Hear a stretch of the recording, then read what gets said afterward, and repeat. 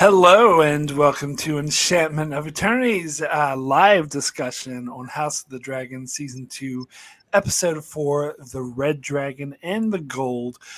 So we're here to talk about this episode, amazing episode, and have fun and get into this discussion. But before we do that, I have a very serious PSA that I want to make. Just so people are aware. Kids, when you go out and get drunk, don't hop on your dragon and go into battle. It will never turn out good for you. So don't dragon and drive. Yes, Mark, you did. You did steal my joke. I stole your joke. We have the same idea for the same joke. But I will just add to that PSA: don't dragon drive drunk, especially don't go into battle where you weren't wanted in the first place, and especially if your brother is there with a bigger dragon and you just humiliated him in a brothel a couple days earlier. That's just all very bad idea. So I will just add on to Mark's PSA. Your bad choices will usually catch up to you, folks. Yeah. In fact, as a general rule, if you're having a few drinks, lock away your phone, your car keys. Don't go anywhere. Don't talk to anyone. Only mistakes happen in those conditions. So, your armor, your dragon saddle. Don't drink and dragon. Yes, absolutely.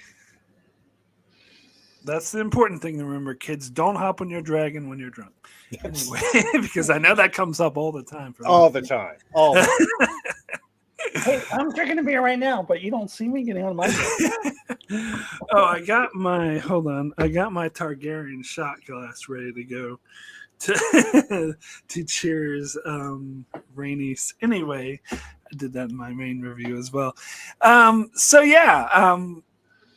What a great episode. So let me introduce, although we started talking all this, Alyssa, thanks so much for joining.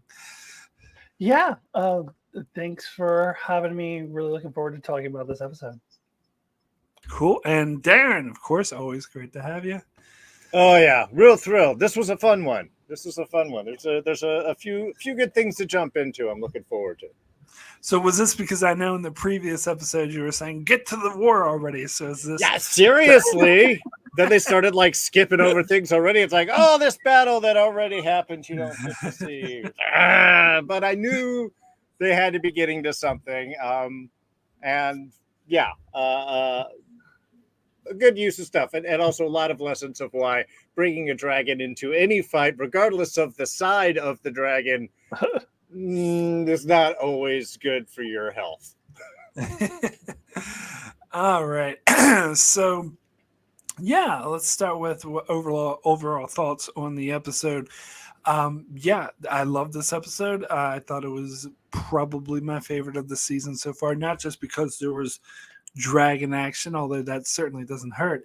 I think that was actually amazing, and not just battle scenes, but the fact that they give dragons character and personality, and also the build up to it, all the character stories that were happening beforehand was absolutely good. I think this episode was solid from start to finish. Alyssa, your thoughts on the episode? Yeah, definitely my favorite of the season, and maybe the series. I don't know what I liked better in season 1 than this one, so definitely up there. Yeah, I mean, obviously we get the big dragon battle at the end that we've all been waiting for, but I agree, everything leading up to it was the character building that they did with Alicent, with Aegon. Really interesting stuff they're doing, weird stuff they're doing with Daemon and Harrenhal. I loved all of that stuff. But I think what really made this episode for me, because obviously I read the book and I knew this was coming, but the way that they were able to visually show why people for the last 3 episodes were like, are we sure we want to have a dragon war? There's been a lot of comparisons made. I think we made these comparisons last week to nuclear weapons, and I think they made that very clear. I think I mean, we have that really visceral image of Kristen Cole going up to some dude and be like, "Hey, we got to go find the king," and it's just a suit of armor made of ashes with ashes in it, like very much feels like nuclear weapon, and it shows you that the dragons are just when dragons are fighting, people are just gonna die. It doesn't matter what side they're on. We saw that a little bit last season when Damon was fighting in the Stepstones and Caraxes. There was that one guy who was like, "Oh, thank God, Damon's here," and then Caraxes steps on him or crushes him. But here, even more so, like Vagar like took out half of Kristen Cole's dudes just by stepping on them, and then when they fall to the ground, they knocked out Kristen Cole himself unconscious. Like they could just kill anyone. And then with the fire that's happening, there's just going to be a lot of collateral damage, and it's not really going to matter whose side. The dragons don't care which side you're on. Like they're not like, oh, you're green, I won't step on you. Like it just goes to show how dangerous the dragons are, and why Rhaenyra was like, wait, so we want to send a dragon? Hold on, let me go do this one more thing real quick with Alicent. Hold on just a second. Let me just make sure that this is the last resort, that we have no other option. And now we really see that. And it just shows how devastating this war can be. We get a few more of these, and a lot of people are going to die. So I really loved how they were able to show that. They told us that a bunch, but now we really get to see it. And of course, you know, the effects were spectacular. Everything was amazing. So it looked great, but it was also very powerful as well. So yeah, loved it. Yeah, I mean, there's really nothing much more that I could add than both of that. It was a great episode. I really did like the action more. I think while I get the intrigue and the personalities and the things that are all happening in the pre-scenes beforehand, they've been feeling very pointless in some ways to me. And I mean, and I know that they don't. I think there's just a certain frustration with so much intrigue. I think their balance point hasn't been found to my satisfaction. That being said, obviously, this was a great episode. We did have some great dragon action. You're totally right about the dangers of bringing a dragon in. And you can think that while just if the Targaryens just have dragons and they're the ones in charge, no problem. Their guys just stand back and they've got all sort of ways to just let loose the dragon into the enemy.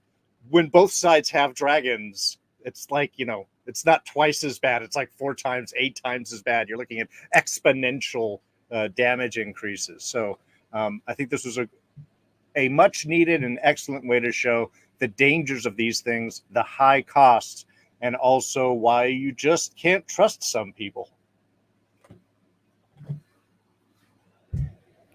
Yeah, I think this is sets apart from Game of Thrones because getting a full-on dragon and dragon battle. And no, I don't count the bullshit with the Night King and his dragon. But no, this is the first time we get a real full-on dragon battle. I mean, House of Dragons did this in season 1, but this is more of a full-on like fight rather than Vagar kind of. But Vagar seems to have I guess we'll get into this more, but he seems to have used the same move every time, like popping out of nowhere and going poof, and killing the other dragon. It works for him. Yeah, and I think you're right. One of the downside of him of his being such a giant dragon is the fact that I think he does move slower. You saw him when he was trying to get up and get going. Even when he was lifting above the trees, it was like this giant, Zeppelin slowly rising up out of the trees. And I think that's probably tactically how you could have the advantage of a large dragon versus a smaller dragon. But yeah, it's also like more like a Zeppelin, like an armored Zeppelin that pops up and just barrages the battlefield. So It may be slow, but once it gets in, you're kind of done. Yeah, and also the bigger, the most powerful dragon, the biggest dragon. Let us not forget who the writer is, and that's Aemond. And I think that we'll get into it more. But after this episode, I'm really convinced this is not a good dude. I mean, I know we all felt bad for him when Aegon like embarrassed him at the brothel, but not a good guy. And he's the one who has the reins of this big dragon. So that's not good news for anyone else.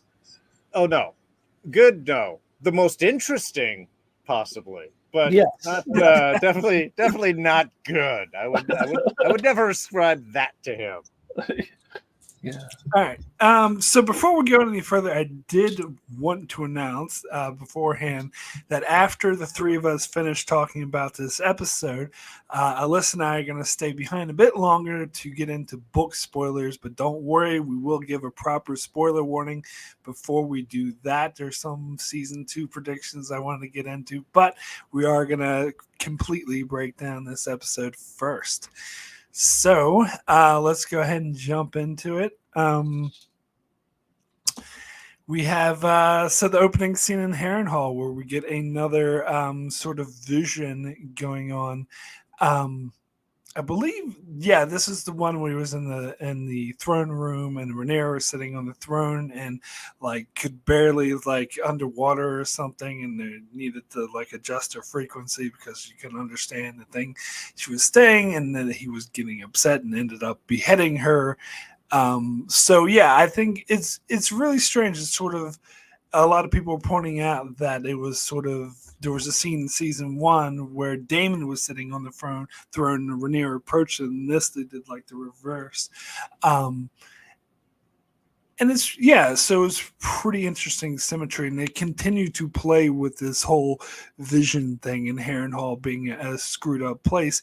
And then we meet Fonzie the Bear, Oscar Tully. I think I've heard that Brandon was saying that Kermit is not going to be in the show and is combining it into Oscar. Kermit and Elmo.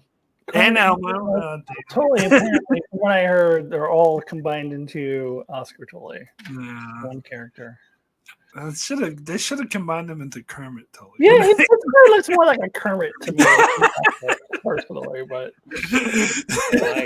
okay, it's funny, but will it be distracting to the show? Will people just be confused? Will they not take it seriously? Because then there's a beheading.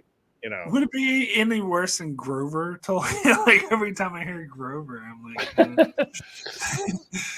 But anyway, so this was an interesting scene. We see Daemon being Daemon because he's like, oh yes, my grandfather is still alive, thanks the gods. And he's like, why don't you just kill him and be done with it? That way you can rule the thing. It's like, I wouldn't do that. And it's like, oh, so you're ready to speak for him? It's like, no, we don't do that. And I'm like, what the fuck good are you? Get out of here. And that was interesting. Like, I'm surprised that Daemon didn't expect that. It seems like he should have expected that to be the case. Oh, also I skipped over his joke because apparently he wasn't expecting Oscar, and when he showed up he was like, oh, Grover, you're looking a lot young and healthy more than I expected. So it was kind of a silly scene, but it gets into sort of Daemon's sort of mentality that you guys were just talking about how Aemon's not really the nicest person, but neither is Daemon when it gets down to it. So anyway, Darren, we'll start with you for your thoughts on this one. This is obviously we deal with a lot of the haunted Harrenhal scenes, which I know we'll get into a little bit more. And they are interesting in the fact that he's kind of being haunted by his choices, by his wants, by those things. And it's like, does it bother him or not? And yet when he comes back, he's making the exact same choices. He's making the same mistakes. It's like, am I being too brutal? Am I casting aside? Am I not thinking of the right thing to do? I'm not thinking of my queen and the path and the choices of these people they want. And then he wakes up and he's like, so you want to kill your dad for me? Because I need some guys and freaking time, dude. Let's get going. We got to get going. So look,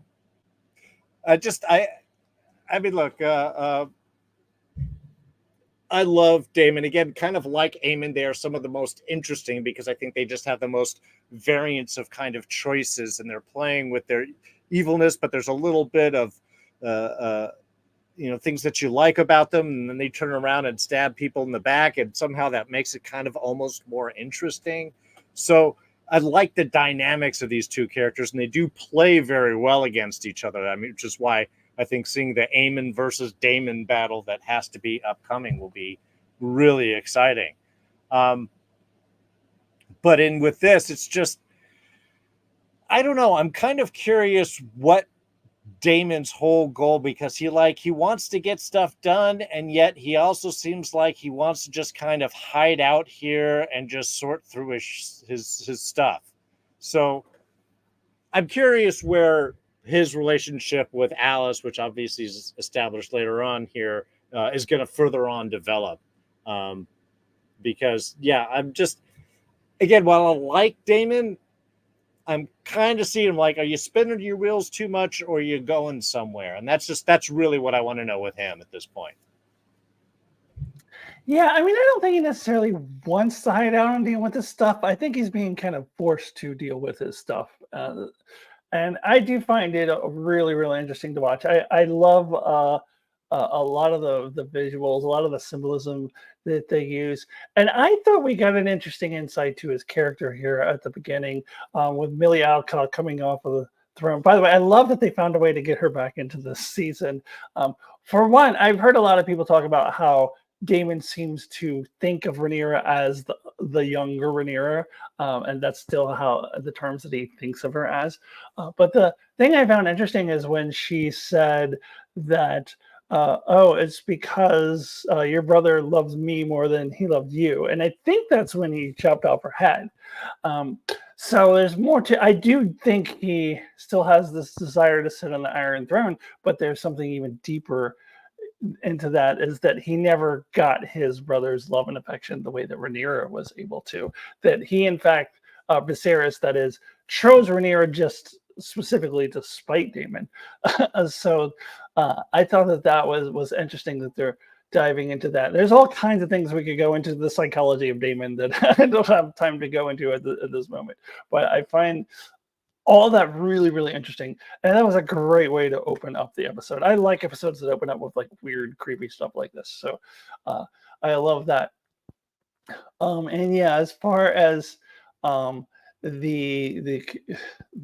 conversation with Oscar Tully, as Damon being Damon, but I think we'll talk about it as the episode goes on. He really is starting to lose it a little bit. We see that with some of his later interactions with some of these lords. Here, he still pretty much has it together, but he, is just being Damon. Like, yeah, go ahead. Could you speed up your grandfather's death, would you?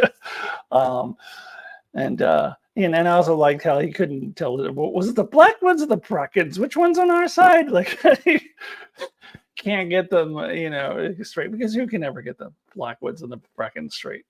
So, except I can, because the Blackwoods, you can remember the Blackwoods are the ones wearing black, which means that the ones wearing yellow with the deer on it have to be Brackens. So, and the Blackwoods have declared for Team Black. Yeah, the Blackwoods have declared for Team Black. Yeah. It would be weird for them to choose a different side at this point. And they could be the Greenwoods, and that's it. No, you got to change all your designs and flags and armors, and it just doesn't work. Yeah, I feel like Damon was being a surrogate for the audience in that stage, being, which one is which again? Yeah. Yeah. All right. So let's go over and move over to the drift mark, where they're still working on that goddamn ship. We get yet another scene with Corlys in front of that ship. This ship needs a lot of work. But anyway, this I actually thought was a really interesting scene, though, because we get Rhaenys going up to Alan and being like, "Oh yes, you look very comely, and you must have a beautiful mother." I'm like, what? Why is she being so weird about to him? But then, as soon as Corlys shows up, he's like, Alan, go away, and he's like, getting really pissy about it. And Renice is like, so why didn't you tell me he saved your life? He's like, oh, I didn't think it was relevant. And she's just flat out, I know who he is. And there's no reason to hide him under the decks. You should, embrace him for this. So I think it's quite heavily implied that he is, to quote Corliss's brother, he is a bastard. That Alan and Adam are most likely the bastard sons of Corliss, and so this is why he's feeling all guilty and wants to hide them. But Renice is actually having a really mature attitude about this, being like, no, you should actually. He's a good guy. He saved your life. His past is not, his fault, which is a very mature way to look at bastards. But Corliss is very, obsessed with names, as we know, as he talked about in the previous seasons, as he's more concerned about names and he sees it as kind of a blemish, and maybe that's why he's a bit ashamed.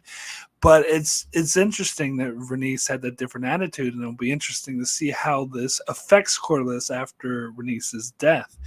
Darrin, we'll start with you on this one. See, I'm a little torn on this one because I love Renice. I love Corliss. Later on when he shows up again, it's like the moment that I've been kind of hoping for a while. And yet, especially in light with how things end up, how kind of pointless this scene is, just from a structural standpoint, because this seems like all this extra information and drama and dwelling on it that I don't know if it's important to play, and I'm not sure how it's going to play off. So, and again, I'm also going to accept that I'm the a-hole here, that I'm the guy that's just like, man, things aren't better the way I kind of perfectly want it in my head. I don't really have expectations. And I also have to know sometimes when I throw on the show, it's a little late and I might be tired and cranky. And I love Renice. And again, I love all the characters and stuff. It's just one of those scenes where I'm like, first, yeah, she's extra creepy with Alan there with the face. Must have been beautiful to you. I'm like, what are you doing? It's making me very not happy right now. And yeah, so obviously it's implying that Alan is Corliss's bastard son. I think that's pretty well telegraphed in with the scene, and thus probably his brother, but who knows? Maybe that's part of their fighting and such, as one is and one isn't. But we've done a lot of this like hanging by the boat and the drama of who's saved and what's going on. And I'm feeling like this is a lot of time spent that I think I would rather see other stuff done with. And I'm not saying it all has to be dragons and fighting. I don't know. It's just not this part of the story just really isn't grabbing me. Maybe that's it. I mean, I kind of feel you about the boat thing because I've been complaining about how long does it take to fix the boat. But did you not find it interesting to hear that Alan might be the bastard son of Corliss? I mean, interesting, sure, but I don't have any more of real dynamic or things or stuff for that to really make a difference. Like, oh, okay, so you sleep around just like everybody else on the show. Okay. Again, it's not a big revelation for me. It's, in fact, more along the lines of, oh, God, really? The guy that saved him just happens to be your bastard son. So that's what I talk about. It's like, okay, this feels like we're just putting a lot of drama in together. And I know that they've got to make stuff in between all the points of the show and everything. I just don't think that it's a storyline that particularly interests me. Well, I'm interested in it. I'm interested in Renice's reaction. I find that very interesting that she's like, so what? He's your bastard. You should raise him up. Like, why are you trying to hide him? Like, it's not a reaction that I would have expected from her. I mean, after she was all creepy and weird and stuff with him, but she got that out of her system. And then, yeah, I agree. She was very mature, and this was not really at all the reaction that that I would have expected from Rhaenys. And I don't know. I guess, yeah. I mean, we'll get it. We're gonna have to get Mark and I will have to get more into book spoilers. But I guess, like, I think this is all gonna be. I see why this is important. Like, I see why they need this scene. Like, I think the scene needed to be there. So, but I also kind of know how the story plays out, and I think that it does add a lot to what we're gonna see later. Um, so so I guess I have a different perspective on it from that way. Well, and you guys know how much I'd love to eat crow. So if something turns around to be like freaking awesome that I was poo pooing, I'm happy to. I'm always happy to be wrong. Yeah, I mean, I wouldn't go as far as say freaking awesome, but I do think that the scene like needs to be there. I think I think it's good character stuff, and I am just really fascinated by it to no end that Rhaenys like accepts this bastard and is in fact telling Corlys that he's being too ashamed of his bastard. Why don't you put it out in the public? He's like, and Corlys is the one who's really ashamed of it. And Rhaenys is like, yeah, whatever, bastards, that happens. Like, I guess it's a fact of life in Westeros, especially with all these lords, these high lords and kings and whatnot. It's just like expected behavior. Not my favorite thing, but that's Westerosi society, and so she's just kind of accepted that. But I did find that interesting. Not everyone has access to the drought, the maesters, you know, drought, draft, however it's called. The moon tea you're talking about? Moon tea, yeah. The abortion tea, as I like to call it. I was going for a more colorful flair, but yeah. So yeah, Derek Taylor, hello, how's it going? And the chat is saying the writers wanted to give her some last screen time with Corlys before her death. There was a sense of dread on her face. Yeah, when I saw this scene, that's exactly what I thought. I'm like, because I knew what was coming. I'm like, oh yeah, they got to show them together one last time and show her being understanding. Yeah, no, I mean, yeah, I hate, like, for Darren's sake, always talking about how I know how things are coming, because I know that's really annoying when other people do that. But I did watch the scene. I was like, oh no, Rhaenys, oh no, I'm going to see Corlys. So yeah, I think they did want to give her one last like scene with Corlys. That said, I think they could have. I mean, they could have done a little better with the last, if it's going to be the last scene with Corlys, because to me this is more about Alan. But I guess it was her being understanding of Corlys, so that is nice. So yeah. And Brandon, thank you. It's pronounced draft. Yeah, I just for some reason as a kid I always call it a draught, and I was like, man, that sounds like old timey in my head, so it's stuck. So thank you for the correction on my English, which I should know, speaking it all my life. Yeah, I know. I speak me English good. Anyway. Anyway. Your English is like Aegon's Valerian. Yeah. Nice. I want to make war. Anyway. So then we go over to a Black Council meeting without Rhaenyra, because she's still off on her little escapade to King's Landing, are still coming back from that. And yeah, these lords are just becoming bigger dickheads in every episode. I guess they're just being frustrated about the fact that they really want to fuck shit up, and they're being quite sort of just wanting to go to war, and they're just getting more aggravated. Especially we find out, like, when Rhaenyra is not there, Rhaenys is supposed to be in charge, but they're kind of treating her like the substitute teacher, and not really showing her any respect. And I do like the line in the scene where one of the dudes was like, berating Bella, is like, oh, you saw Cole and those other people and yet you didn't kill them. And he was like, well, okay, so next time you're on your dragon and you see them, then you can be sure to kill them. Which I thought was a great line. Yeah, it was a great line, but also Rhaenyra specifically told her not to take action. Yes, yeah. But yeah, So yeah, but when Renice is like, I'm in charge, I'm running things, the guy's like, well, maybe why are you gonna be running things? Why shouldn't we run things? And then Corliss shows up and is like, is this what the council's come to? You guys are just bickering and power grabbing when there's like a war to be fought. And they all like respect him. They all instantly go, oh, Corliss. So it shows like kind of like the sexist nature of them, like that they were putting up such a spitfire when a woman was in charge, but as soon as a man comes in, they're like, oh, yeah, Corliss.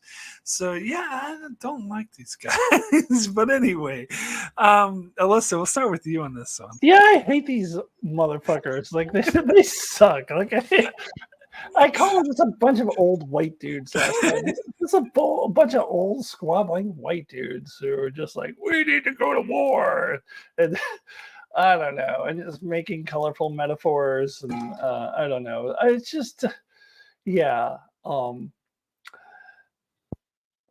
Yeah, I don't really have a lot to say to add to this, but I did notice that too. That as soon as Corliss walked in, they're like, "Oh, a man, yeah, we'll listen to you," and they weren't giving Jace a lot of respect either. Well, Jace is kind of was a part of the bickering too. Like Jace, he is definitely. We talked about this a little bit last week. He's getting really hot headed, and we'll see when his mother does come back. Whenever we get to that scene, that he just talks right back to her too. So Jace is kind of like, I think, being affected by these grumpy old white dudes. But yeah, and I did actually say last week that I want to see Corliss involved in this Black Council. For one thing, it's a character that I know, but also seeing this scene now, I think is because I think he would bring a little bit more stability to the Black Council. So I hope Rhaenyra does the right thing, especially now his wife is gone. He's got nothing else to do. Like, let's put Corliss on this council. That's my vote. Yeah, I think he's too busy standing by his boat being repaired. Yeah, I know. I mean, and I agree with Alyssa there. I loved Corliss showing up here, and I think it was definitely what was needed to have all these bickering, whining lords that don't seem to actually know anything but just have a lot of opinions playing off. And actually, has Rhaenyra named a hand? Because I mean, I know Rhaenys is kind of playing that. It's supposed to be kind of playing that I'm in charge role here, but there seems to be a very loosey-goosey, loosey-dragony. No, it doesn't run the same way. Kind of feel about how everything is. It does feel a little thrown together and a little chaotic. And I think this scene here really kind of establishes that. And yeah, you have Jace, who's definitely starting to get like the upright kid, like, but when are we going to go in and fight? He's the Aegon of this family, and effectively. I don't think he's quite as bad, but he's the one that's kind of itching to kind of get into things, I think, a little bit. So it's important, I guess, to underline the, ancient ways be sexist, which, you can never really underline enough. And I like that Corliss comes in and kind of puts them down. It does, again, in reflective standpoint, feel like an almost legitimate handoff at that point. Like, all right, I'm glad you're away from your bow. You got to take control of this stuff because I got to go die. All right, see you later. I know there's one or two more scenes that happen, but it like I said, looking back, it does start to feel like that. And yeah, I think that's the council needs somebody that is going to see Rhaenyra as the queen, but the other guys, idiots, will respect and listen to. And I think Corliss is probably the only one right now that'll do that. Yeah, you bring up a good point. I don't think she has chosen a hand yet. Not that I have noticed. So I think Corliss is I would vote for Corliss for hand of the queen. So I think he would be good in that role. But yeah, because I'm pretty sure unless I'm forgetting something, I don't think she has chosen one. No, I don't think she has. No.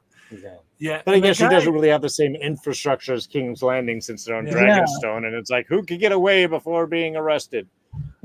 So, yeah. Yeah, and one of the guys even said to Renice, "It's like you're not Hand." So pointing out, so why didn't Right. we? Yeah, Yeah, there isn't one. It appears. yeah.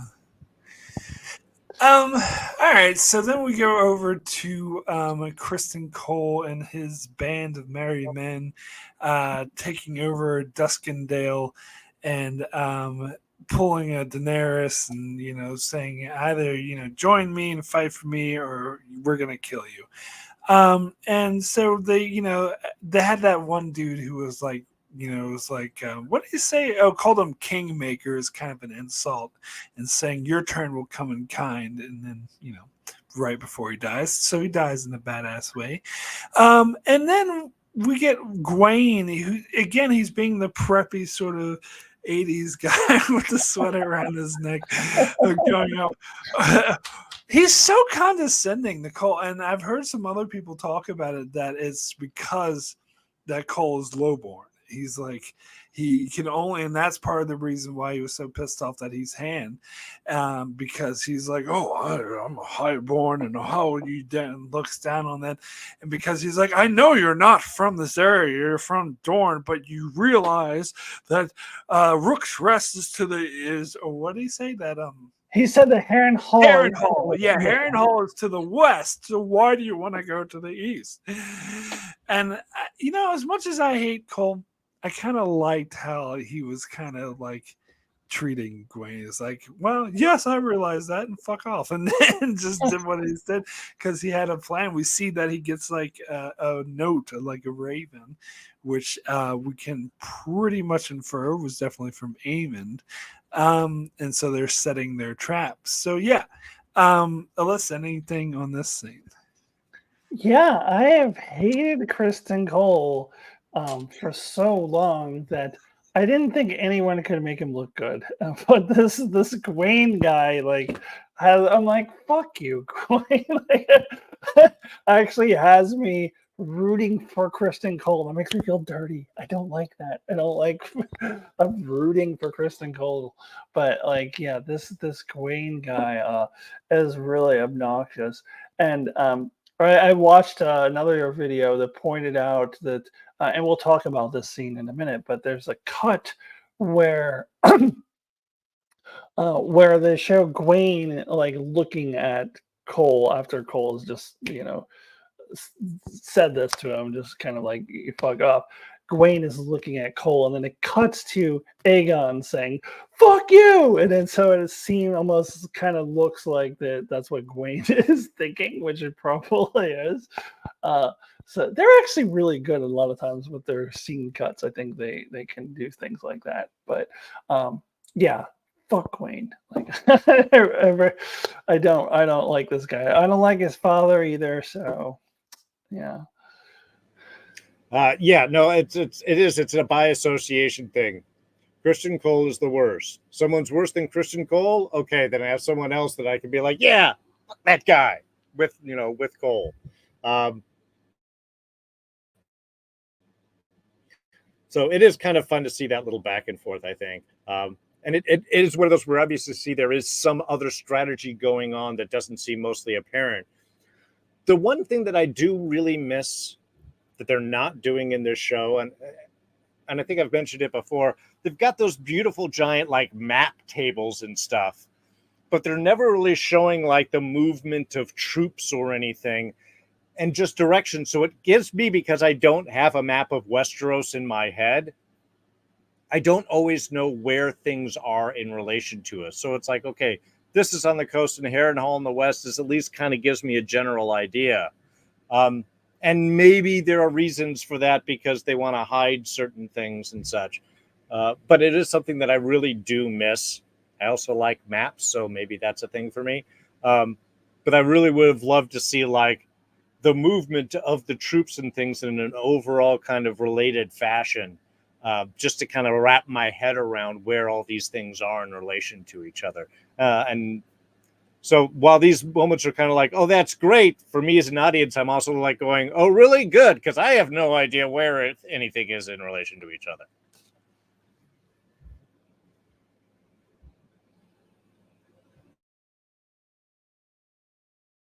Sorry, I just caught up doing other things. But yeah, no, I missed the maps, but I'm just so familiar. I have the map in my head. So, but that's that's just because I'm a bit of a nerd in that way. I appreciate the maps too. Yeah, I like that visual aid. That helps me too. I think the maps, the opening sequence for Game of Thrones with the maps is probably it's better than the tapestry. I mean, the tapestry is all well and good, but oh yeah, no, they knocked it out because again, that would tell me where everybody is in relation to each other for that episode at least, and that was kind of helpful. Just just remember they did the big thing about lighting the dragon table and putting the fire underneath that lit everything up and everything. And I'm like, great, and we've never seen it over the shot of the table again. Over, straight over a shot of the table again. No. Yeah. Yeah. Yeah, and also the intro where they would show you like what scene where we're going to be in that episode. Like the map would change from episode to episode. I do miss that, but they couldn't just do that again. Like it just wouldn't. Especially since season one, especially it would just be the whole map would be King's Landing, since they're mostly just in King's Landing, so they couldn't do that for House of the Dragon. But yeah. Overshot of King's Landing, it's like, okay, then there's the left corner here, and there's the downstairs, the red dragon keep. pit. Yeah, the red keep, the dragon pit, the brothel, like just going around King's Landing. Yeah. So the opening, it starts to look like those old family circus maps, where the kid like is running around all over the place to go from one set to the other. Yeah. Sorry, old comic strip, folks. I'm old. I know exactly what you're talking about. Though. Oh, I'm talking to the young people that are watching us.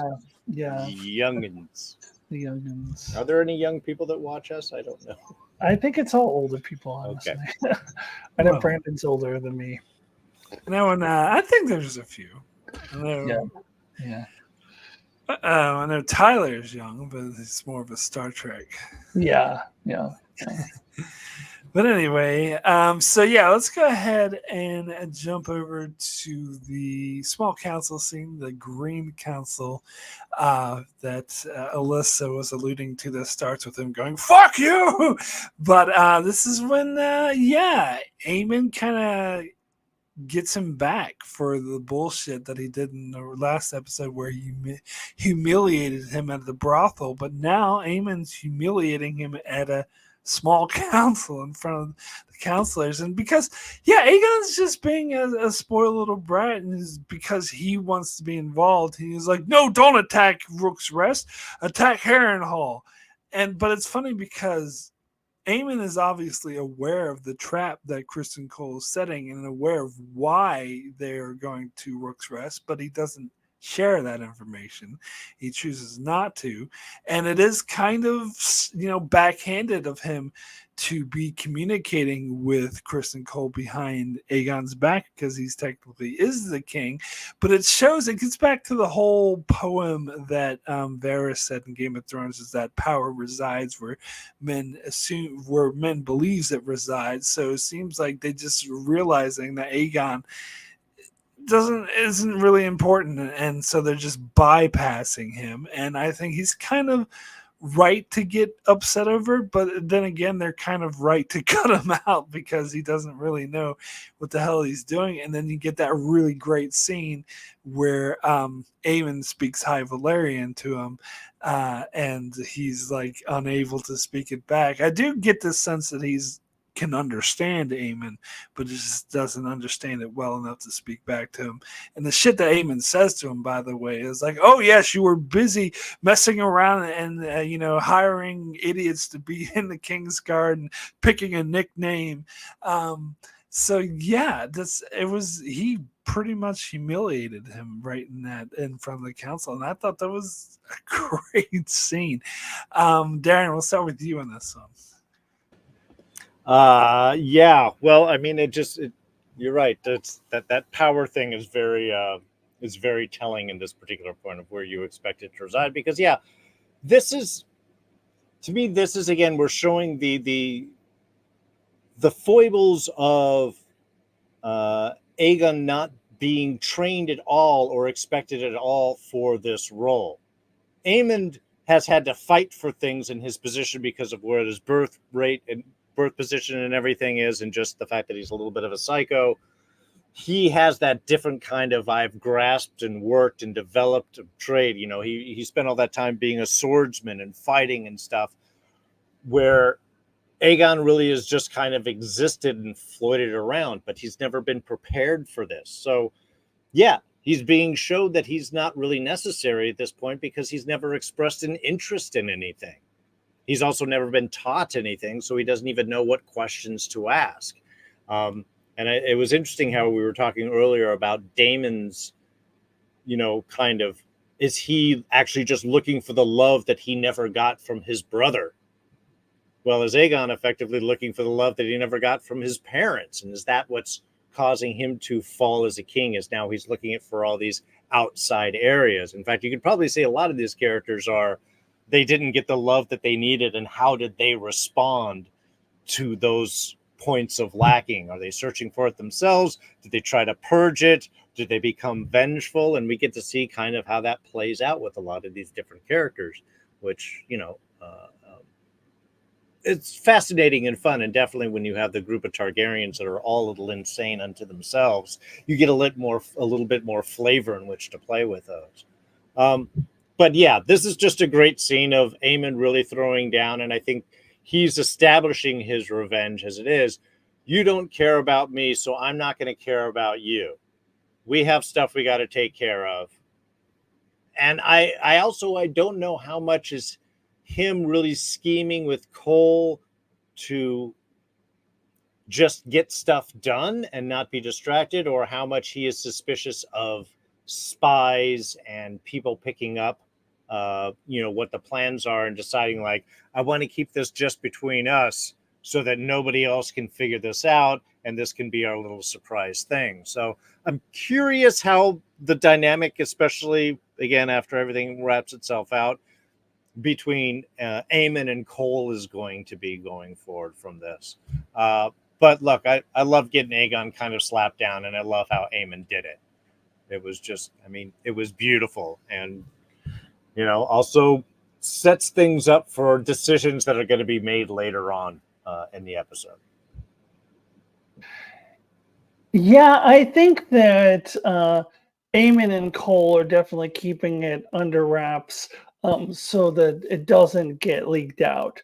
Cole won't even tell Gwaine and doesn't tell anyone.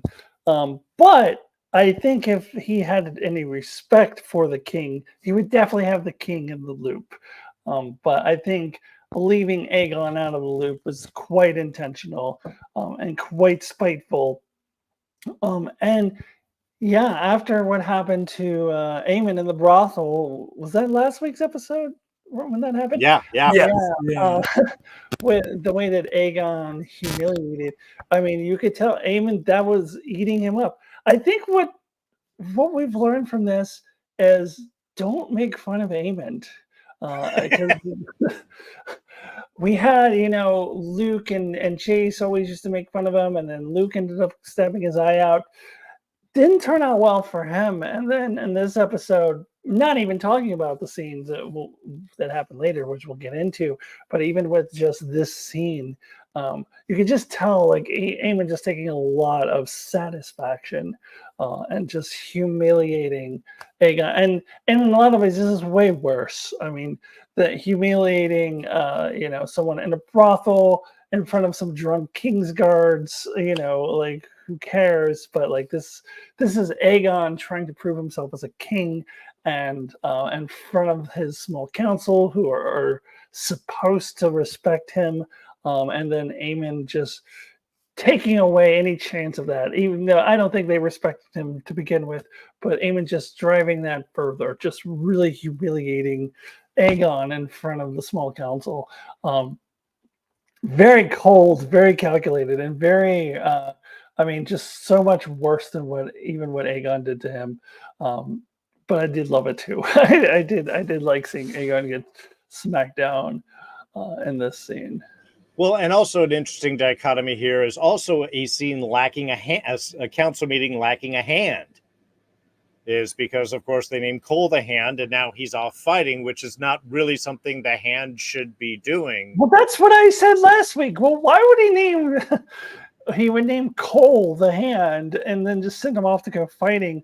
Like, I thought it made a lot more sense to name Aemond the Hand, and then maybe like Aemond would respect him a little bit more if he had done that.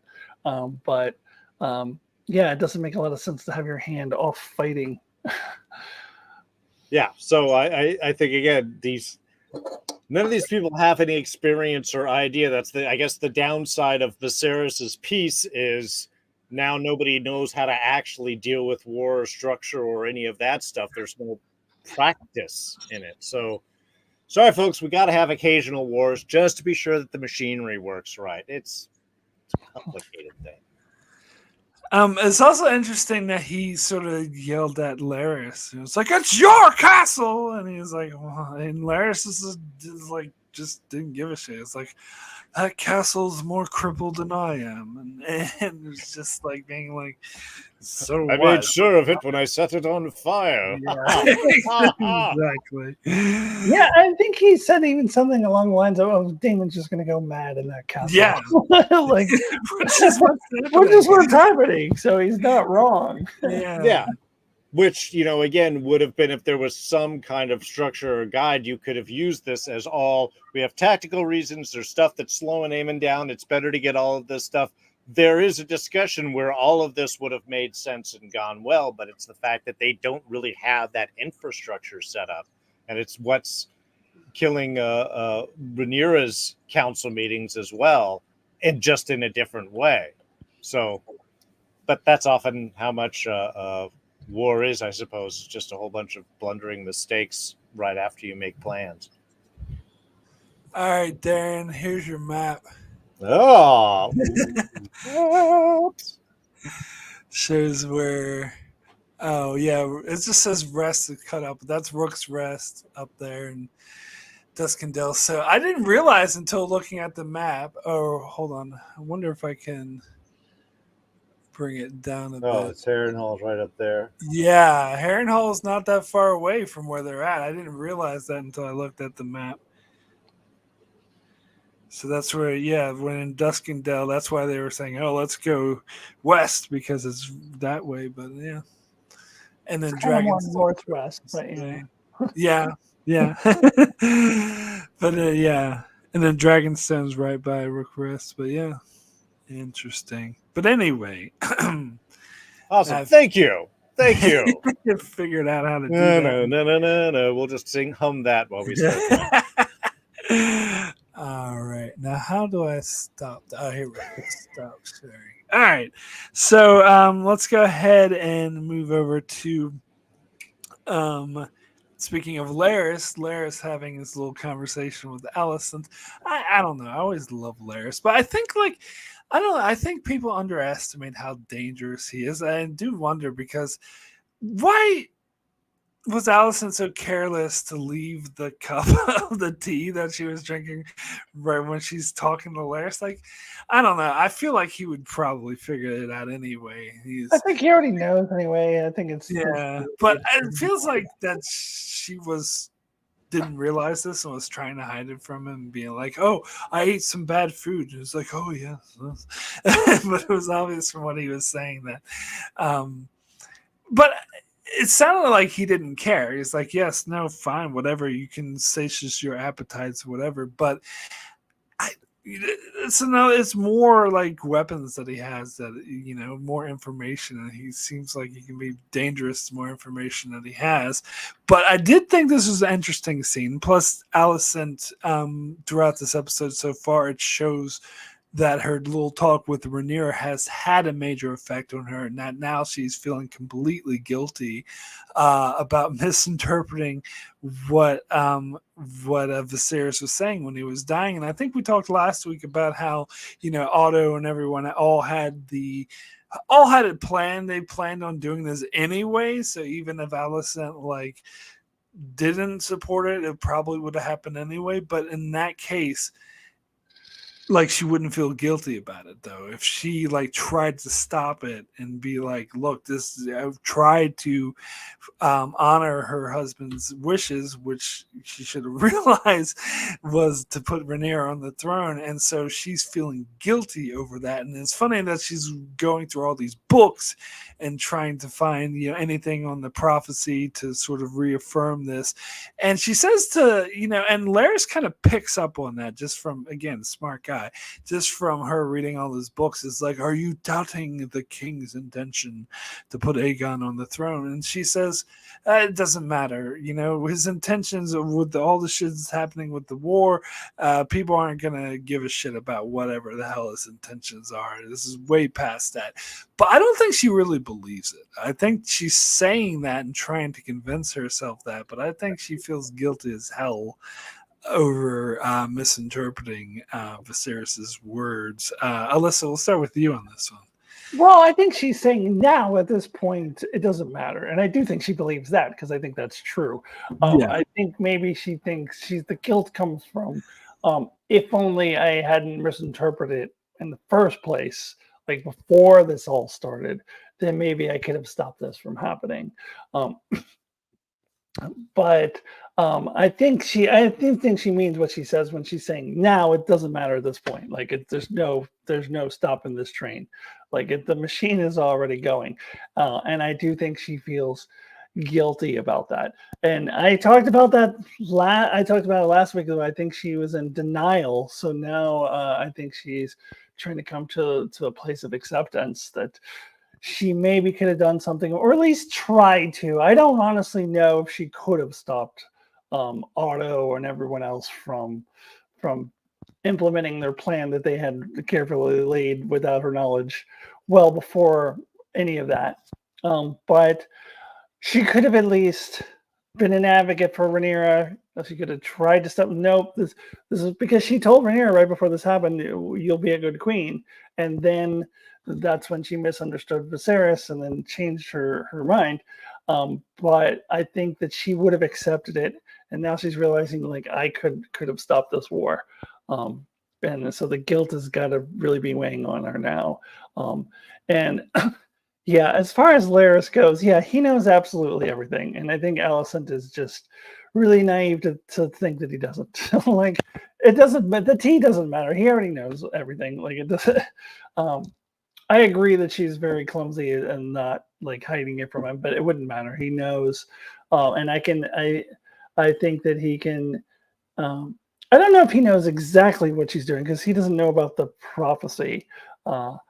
But I did hear a theory that, and I don't know if this will ever be confirmed on the show, but that there are these septas that keep walking in and lighting candles while Rhaenyra and Alicent are talking, and that Varys, same dude, Laris has spies everywhere, so they could potentially be his spies and report back to him that Alicent met with Rhaenyra, which I don't know that the show will ever confirm that, but I definitely buy that. I definitely can buy that Laris knows that she met with Rhaenyra. I think Laris knows just everything. I think he knows a lot more than even Alicent gives him credit for. And I think Alicent is, she's worried about him. She's frightened of him. She's scared of him, but I don't think she really recognizes how dangerous he actually is to her. But yeah, I think he knows absolutely everything. And yeah, it's really interesting to see the remarks he makes, like the subtext of it. Like I think this is the kind of thing that I really liked about Game of Thrones too. This is a thing that Cersei would do a lot, like the subtext of. There was a conversation.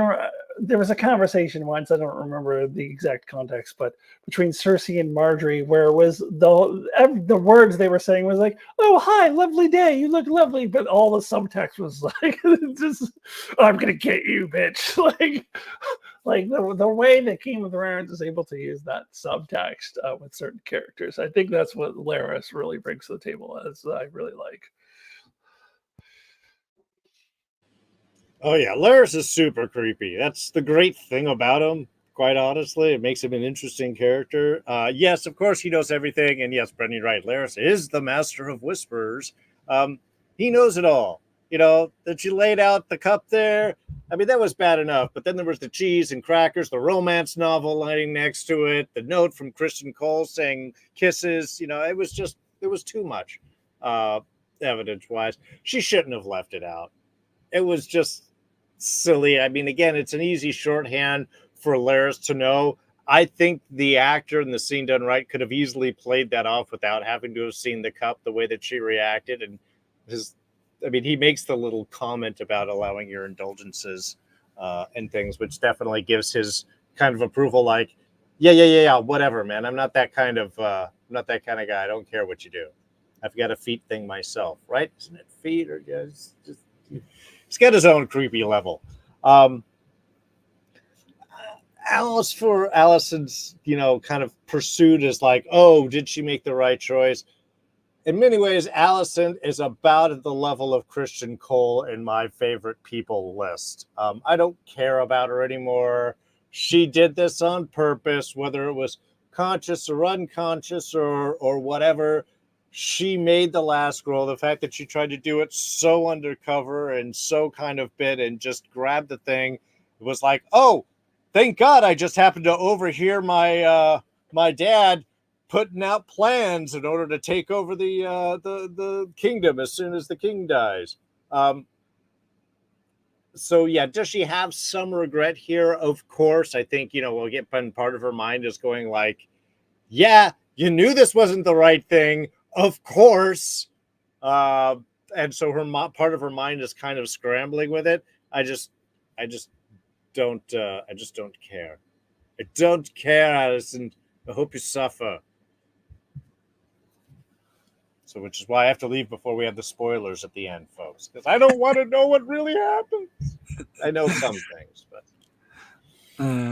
my cat tried to kick me out of this stream, but thankfully I stopped it. Anyway, so yeah. So let's go over back to Harrenhal with Damon. He gets another vision this time where he sees Aemon going through the castle and he chases him. And it's funny because I thought Aemon looked a bit weird, but then they realized that someone said they was played by Matt Smith, so it was kind of like the whole Jedi Cave and Empire Strikes Back sort of thing. That really he's kind of hunting. You're really hunting yourself, man. Yeah. Don't you know? Which is, yeah, I can see the analogy there because the two of them are very similar. But he runs into Alice Rivers and they get a nice conversation. I like this character. She's like just really weird and out there, and she obviously like knows stuff about him, saying like, oh, you were fighting with your wife before you came here, and sort of hinting that oh, and she was just a little babe on your knee, and now she's your queen, and pointing at how that really bothers him and sort of getting into his psyche and kind of fucking with them. And it says, here, drink this to help you sleep. And the next thing is like, I love the way this is shot and edited, the way it's zooming out and he just like wakes up and finds himself with Simon Strong and the Blackwood guy. And he's like, who are you again? He's like, this is Lord Blackwood, I've already introduced you. And it was the same guy who killed that other Bracken back in season 1 when they were vying for Rhaenyra's hand. That was we were just talking about last week, the little kid. The little kid who killed the other kid, older kid who was making fun of him. That's this guy. But yeah, and even while he's awake and talking to him, he's still getting like visions and seeing Lena, his dead wife, but really it's just some serving girl, and everyone's like, what? Why are you acting so weird? So I don't know if it's just Harrenhal that's getting to him. I think Alice Rivers is definitely fucking with him somehow. There's also theories about, because she mentioned that the bed he's sleeping on is made out of the heart tree, and there's theories that they have an effect on people and can affect their dreams and stuff, so it could be a combination of all these things. But then, Damon starts to be his typical self with the Blackwood guy. It's like, oh yeah, you're just using this as an excuse to attack the Brackens. And it's like Damon's like being a dick to everyone who's there to be a potential ally. But I think they do they do sort of come to an understanding that they will fight for him. So anyway, Darren, we'll start with you on this one. Yeah, Alice totally drugging Damon there. Come on, man. I know what she served. I've had one of those before. No. You gotta like Alice simply because there's always a joy, at least in my mind, of characters that obviously do not give a about anything. She can say her stuff and be truthful because she's not afraid of Damon. She's not afraid of anything that he could do or what he can. She just has her truth. She's the witch meister of Harrenhal. I mean, what are you going to do for her? That's not her official title. I know it's just Meister, but I love that kind of attitude where you have a character that obviously feels that position of power where they don't feel they have to tiptoe around someone, especially someone as dangerous as Damon, who could readily just kill you if you say the wrong thing to him. And yet, obviously, she can say just enough to throw him off. How much of that is Harrenhal? How much of that is maybe some particular thing that Alice has? How much is that bed, which is made of the haunted wood? And how much is whatever she put in that drink of his, which is definitely causing him to trip balls.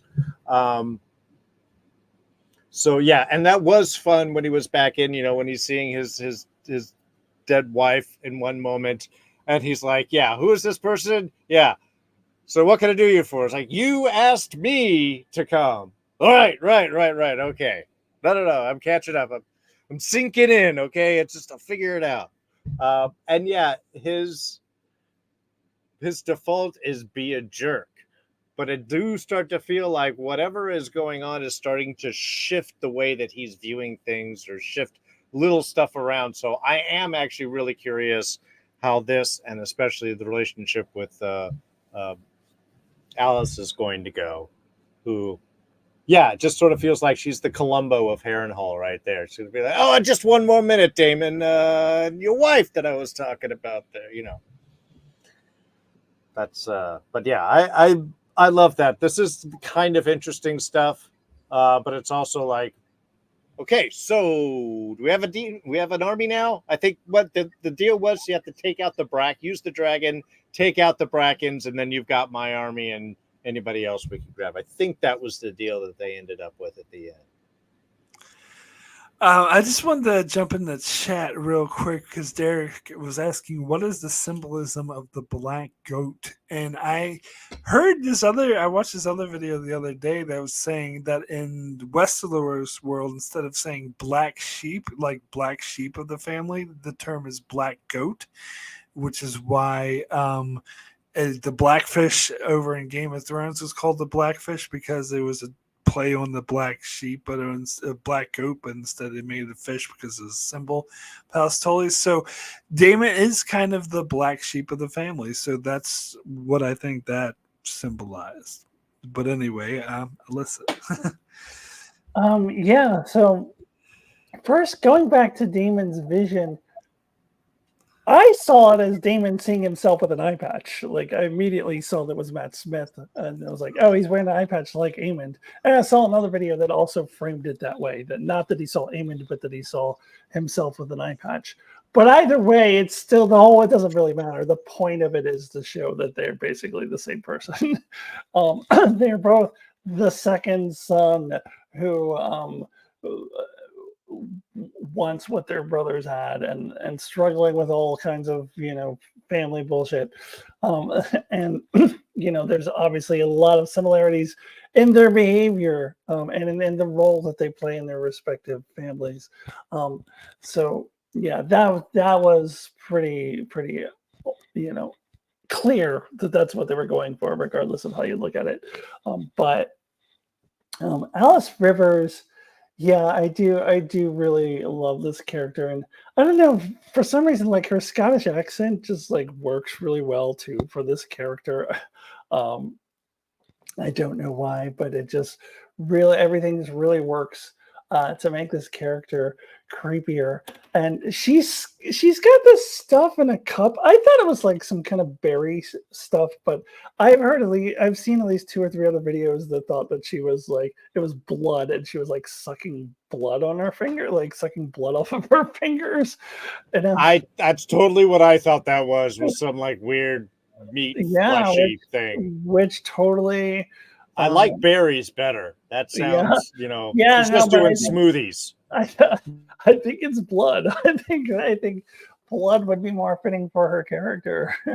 um, and Damon is like I mean, the creepy witch lady just offers you a drink. Here, drink this. And he's like, oh, okay. I mean, Yeah, he's offered food before, and it's like, is it poisoned? And now he's like stumbling down. I don't know where I am. Here, drink this. Sure, strange lady. You're the poison master, right? Excellent. Yeah. yeah, and the cut that they did to him to the meeting, excuse me, it reminded me of these different shows and movies that I've seen where they, and I think Star Trek episodes or Lost with Desmond, where they do the time jump, where they're jumping from like one time period to the next, where they just cut and like all of a sudden they're in a different time period and they're a little disoriented, which tells me that Damon lost some time there. So what was Alice doing to him during his blackout? Like what was happening during that time period? Because it seems like he's with her one moment, and the next thing he remembers, he's sitting at the table with the Blackwood, Willem Blackwood, as Brandon pointed out earlier. So makes me wonder what happened in the in between. But I think what we're seeing is the gradual descent into madness for Damon. I think he's going to need to get the fuck out of Harrenhal at some point, because we're seeing him kind of lose his grasp on reality more and more. How Mark pointed out how he was, or I think you both pointed out how he was kind of lost in the conversation. I'm like, wait, who are you? Why are you here again? You asked me here.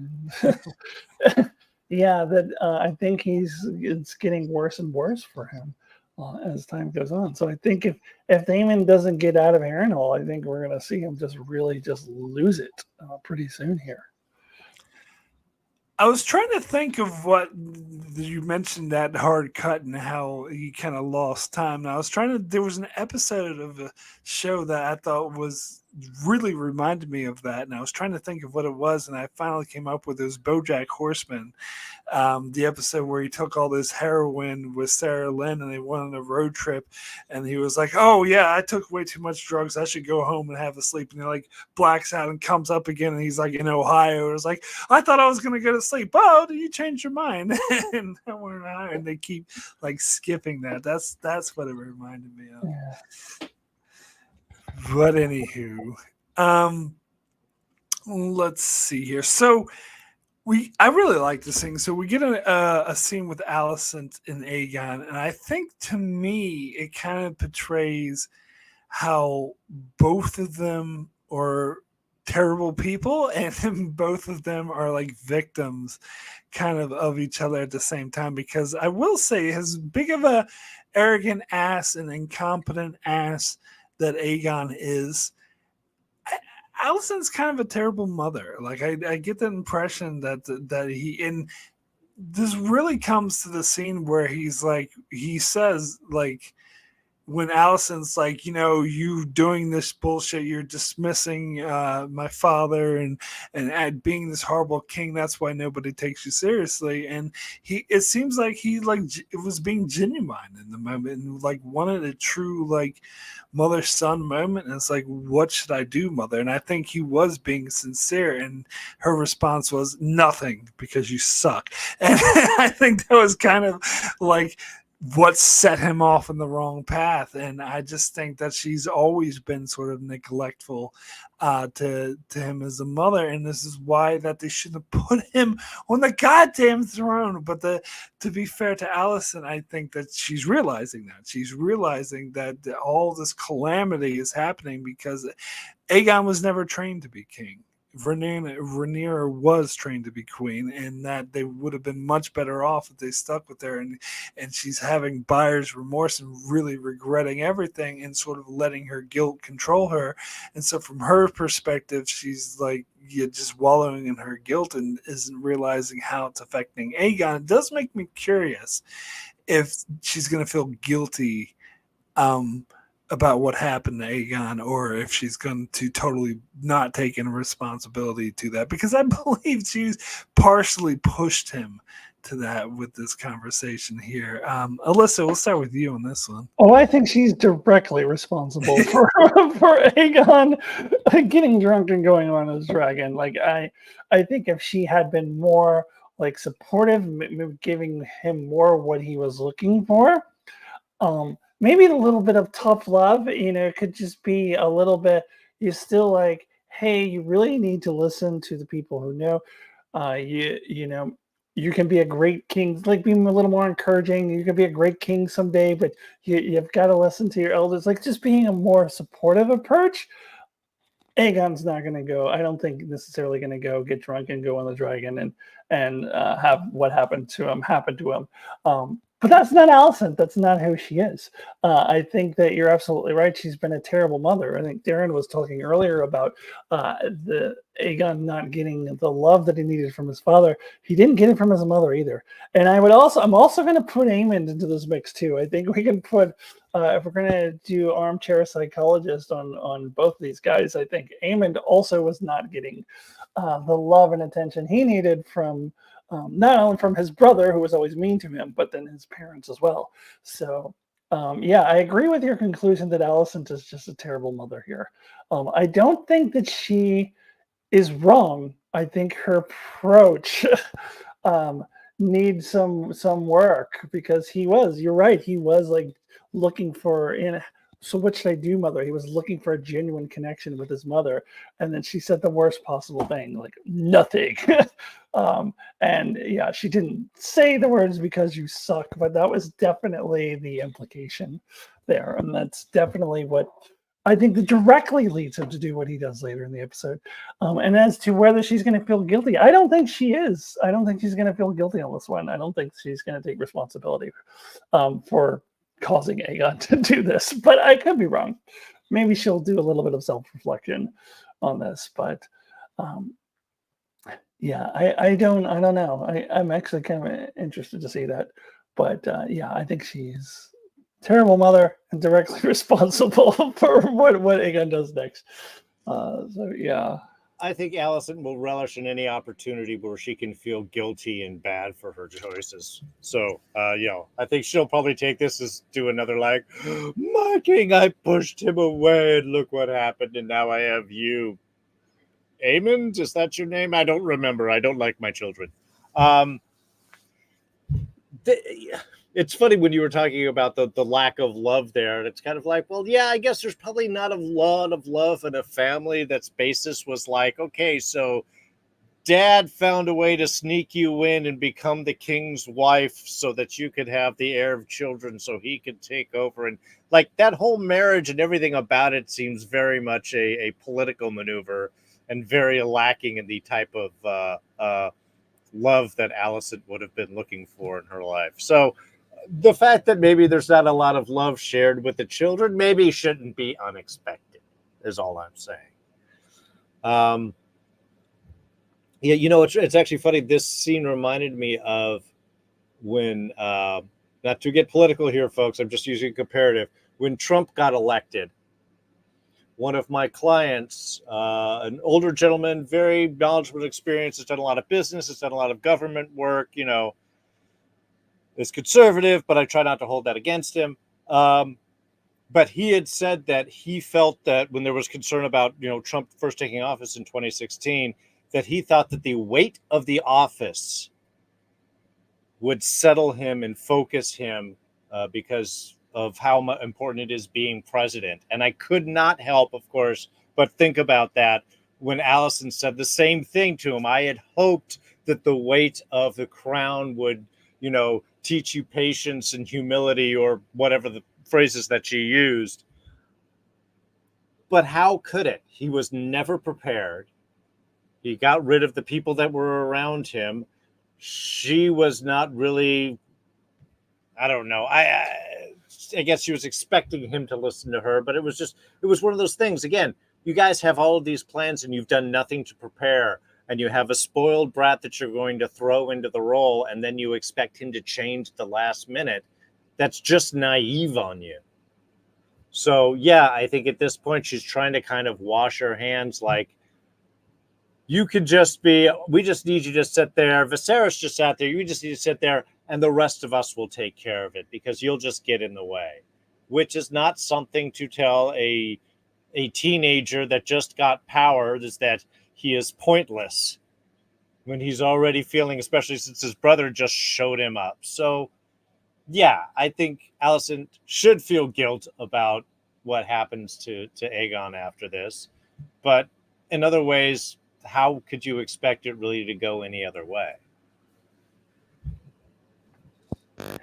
Yeah, I want to point out what Allison said in the chat. I responded to that. Well, it's not like Alicent had great parenting to begin with. So yeah, her role model was Otto as a parent. So yeah, she does. She knows how to be a parent as much as Aegon knows how to be a king. Like, yeah, none of them had the role models that they needed.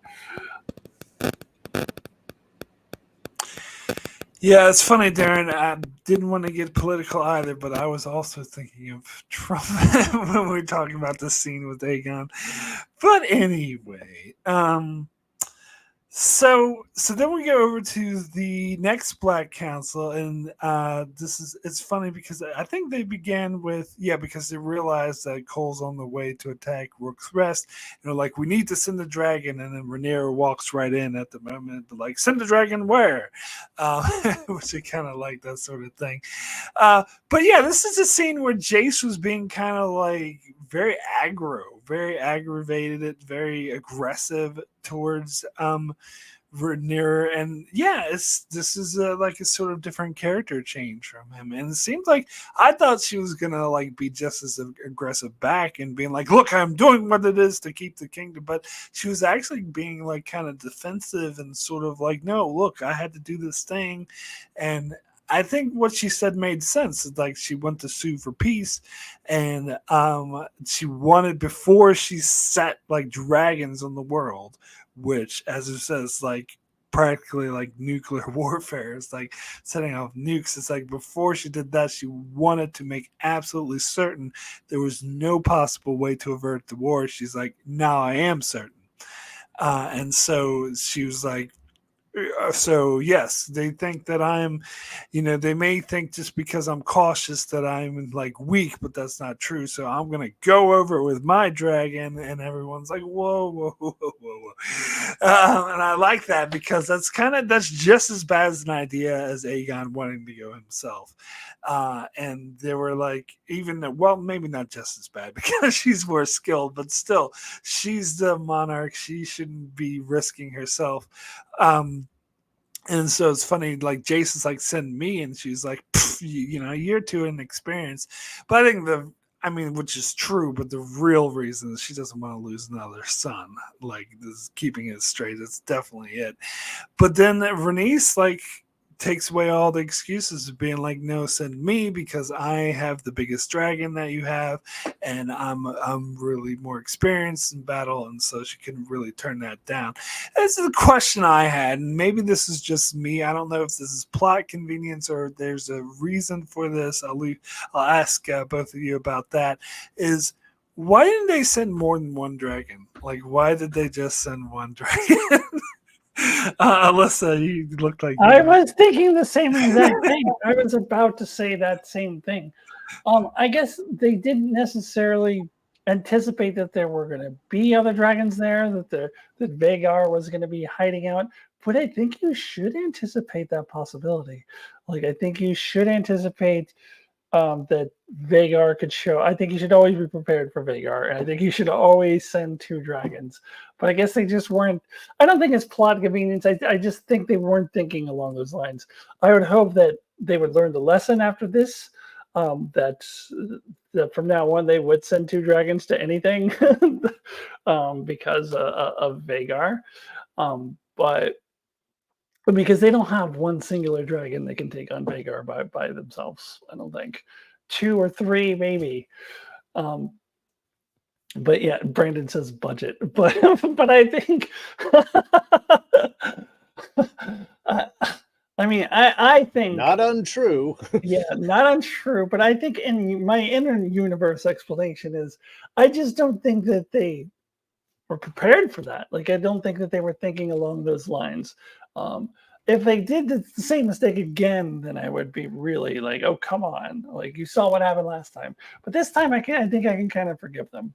Okay, so that leads me to another question, though. Was Rhaenyra being kind of, or all of them basically being a little bit naive or incompetent for not realizing this was a trap? Because this seemed like kind of an obvious trap. In fact, one of the people in the council even said, they're like, oh, he's daring us to respond. I'm like, yeah, exactly. So it seems like maybe because she was like, oh, they think I won't respond, so let's show strength. And she walked right into the trap. Where's Admiral Akbar when you need him? But anyway, did you think she was being a bit naive or sort of a bad strategic move? Well, I think so. Yeah, I think both. Like, I think, but again, we've been talking about how there's been peace for 80 years. It's interesting that the most strategic person in this war so far has been Kristen Cole, because he's the only one who actually has experience in battle.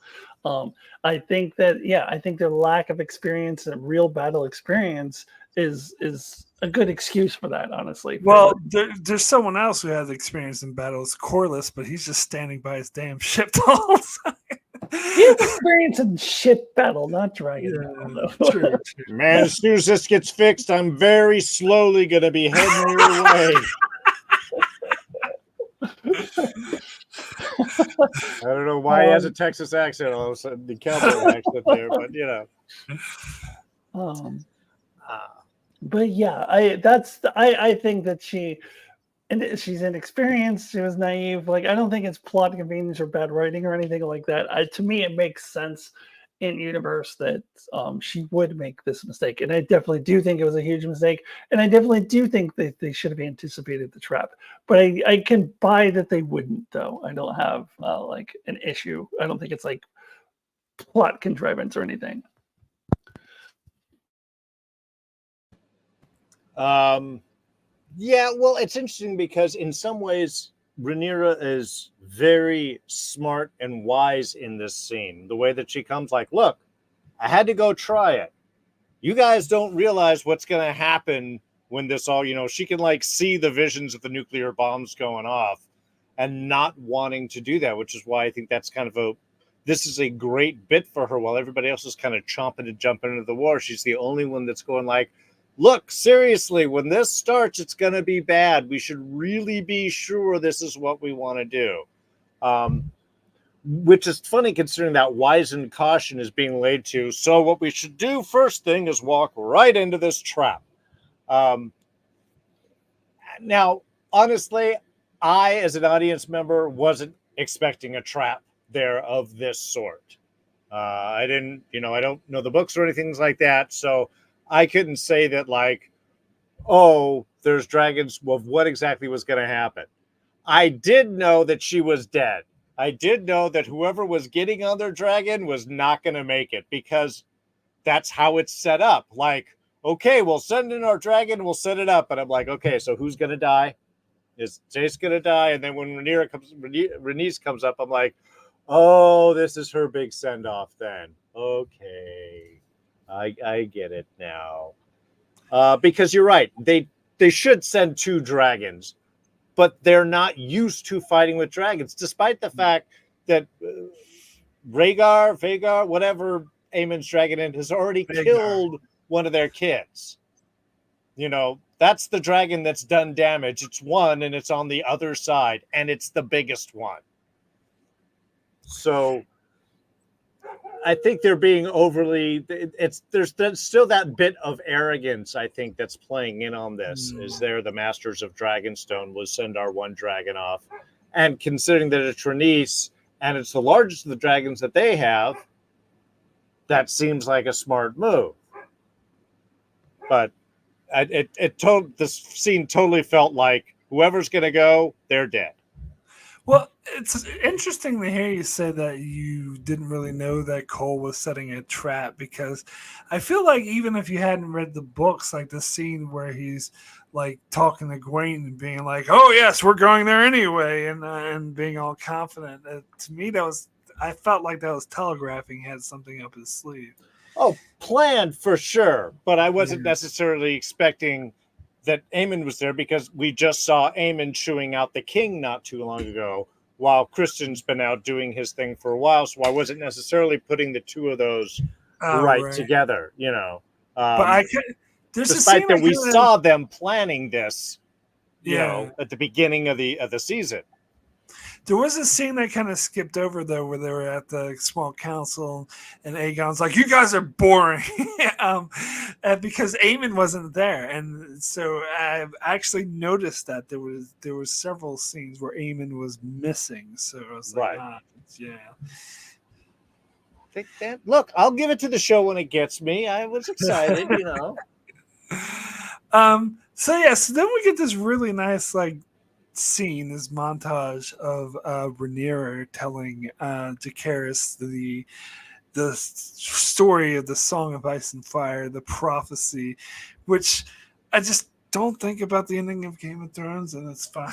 Just ignore what this prophecy how it actually plays out. Just ignore that. But I think it's actually really interesting. I think I'm starting to, lighten up to this whole storyline.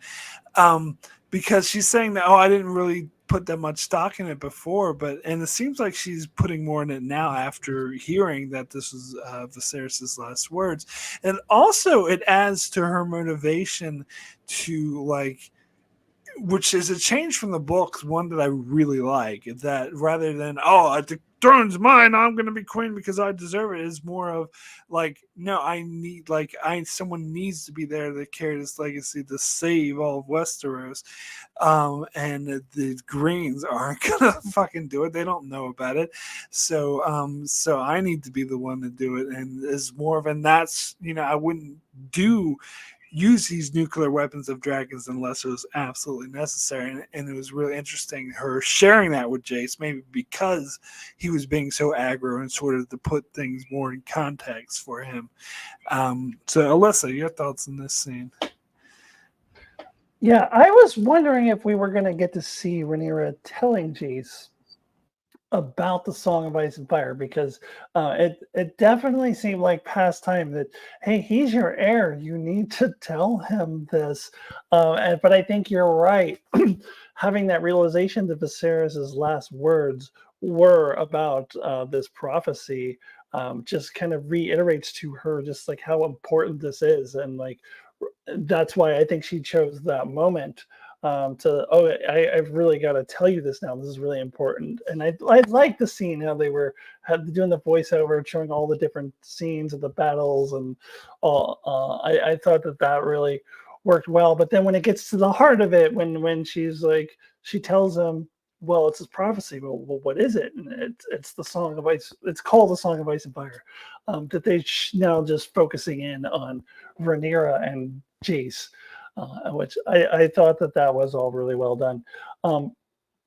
It definitely, I think that this show is doing something different in the books and really distinguishing Rhaenyra from Team Black from Team Green, where I think they're both kind of portrayed as pretty awful in the book, whereas Rhaenyra just seems like she's fighting for a much more noble cause with the Song of Ice and Fire. I do really like the inclusion of this, that this was this prophecy that Aegon the Conqueror had that's passed on from one generation to the next.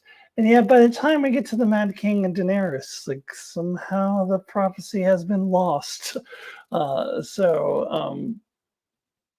Rhaenyra at this point is trying to prevent that from happening. She wants to make sure that that lives on, and she's fighting for something that's bigger than just herself, which I think does distinguish her from Team Green, which is a change up from the book that I do like.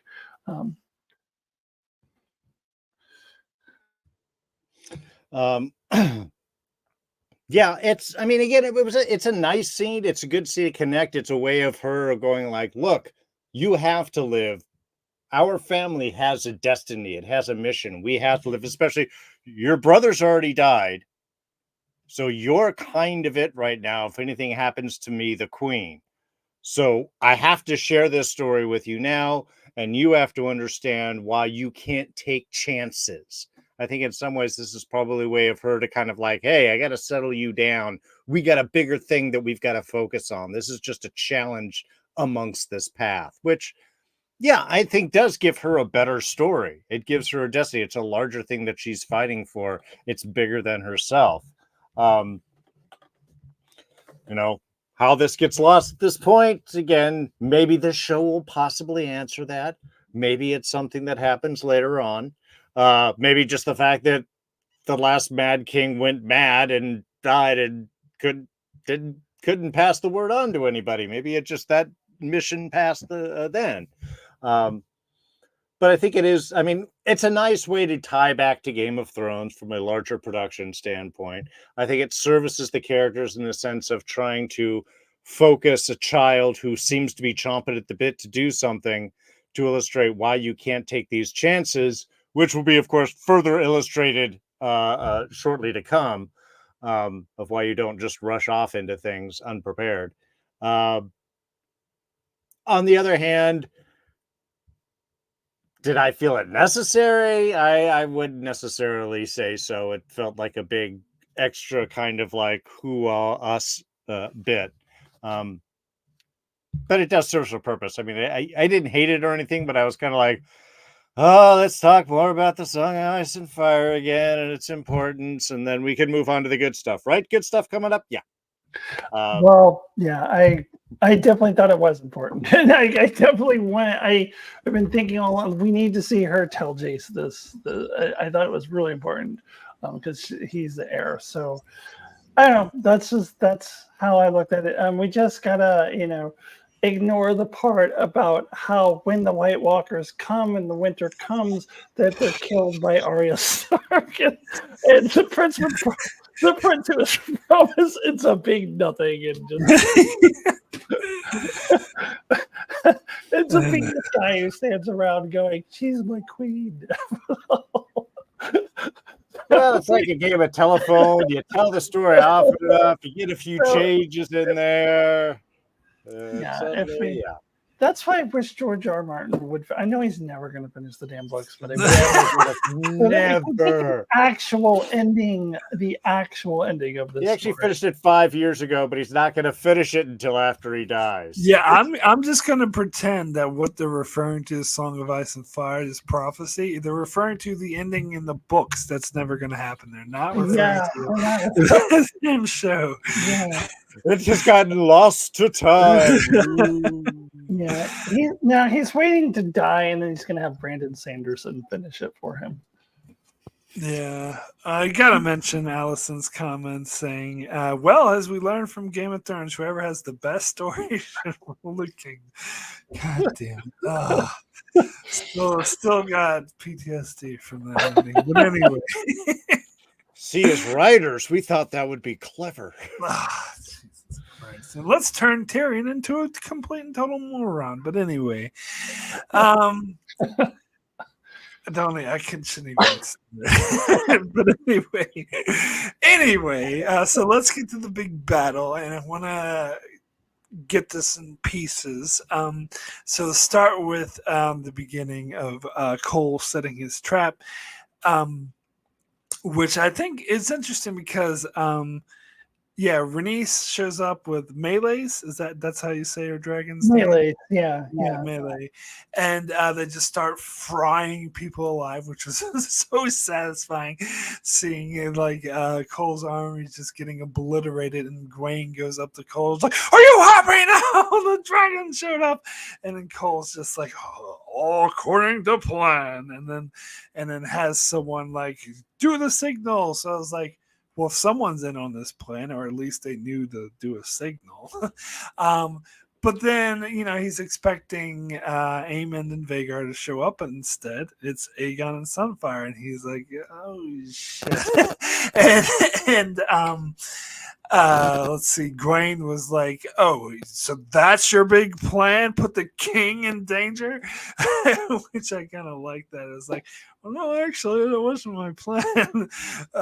But yeah, it's again, we had the previous scenes, Vagon getting drunk and being, "Let's go on my dragon." That Alicent kind of pushed him to it, but yeah, and then so we get Sunfire and the melees squaring off, and it's very clear who has the advantage here. Not just that Melee is a bigger dragon, but also Renice is more experienced and a better fighter, and it's Sober. Yes, that too. That helps. That always helps.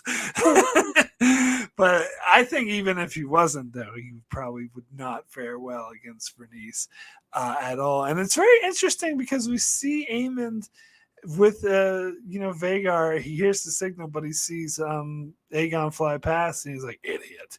And he's like, "Nah, wait." And so I've heard different sort of theories on why it was that he was waiting. Some people thinking that maybe he wanted Aegon to die, and that's why he was waiting. But I like the theory that he was like, "Okay, well, that idiot wants to be in battle, so let's see how he does." He just kind of wanted to see how it played out first before he got involved. Darren, we'll start with you on this one. That's a very generous reading of that scene.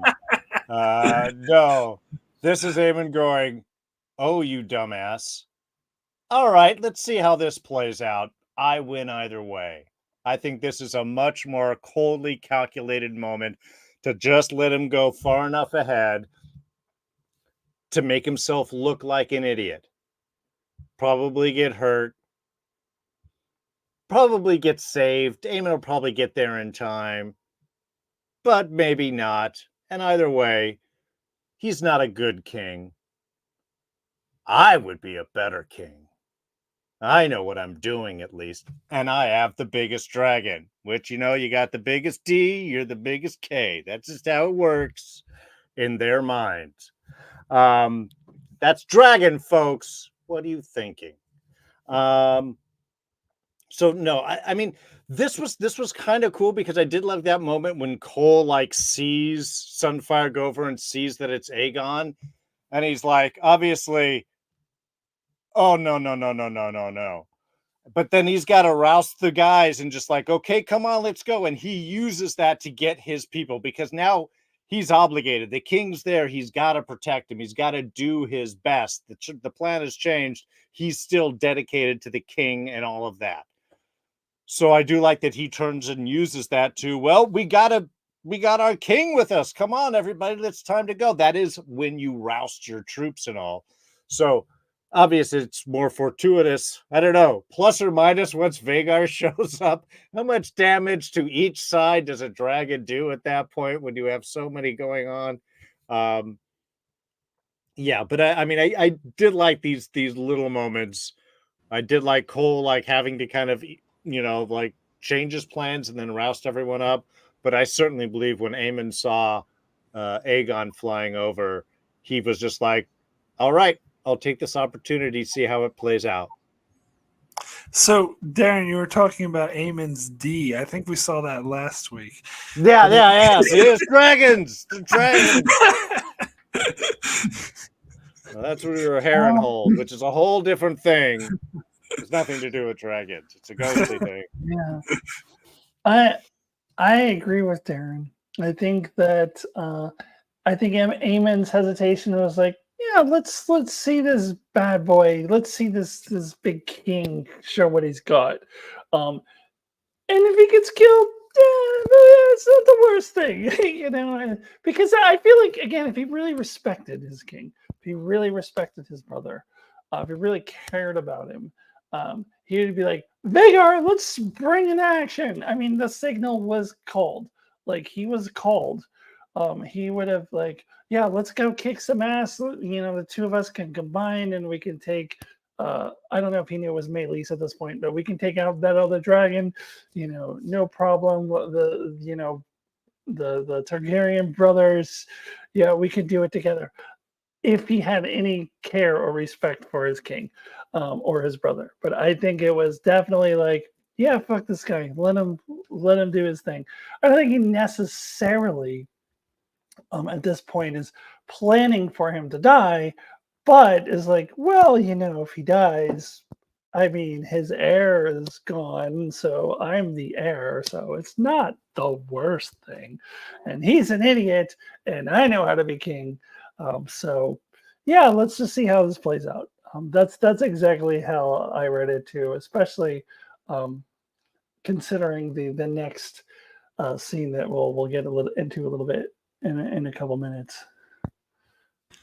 But yeah, Darren, that was a good point about Cole's speech. It wasn't. I thought it was very interesting seeing because usually it's like the hero character that gives an inspirational speech, and it's interesting getting it from like a despicable character who was like. But that was actually like good thinking on him. It was like, oh, there's your king. He's fighting for you, and whatever. But let's go towards all the burning fire and dragons. Yeah, I mean, look, I don't like Cole, but he's not an idiot, So I mean, we got to kind of go with him. I'm not calling him a Tyrion Lannister by any way, shape, or form, but look, he insults people I don't like, also, and so I'll cheer for him then. But if a dragon happens to fall on top of him, I would also be fine with that too. Yeah. Well, I don't know that I agree that he's not an idiot, because he's like, hey, let's all go toward the dragon fire. Like, I think he understood. And again, it gets back to like just how powerful and dangerous the dragons are, and how people just don't understand. Yeah. Well, I think that's exactly it. I think this is a lot of they don't understand the intensity and danger that they bring in. So, because I mean, I don't know. I feel that he just has to run in, because it's like you have to try and save the king. You got to back him up. You're gonna look bad if the king dies on your watch.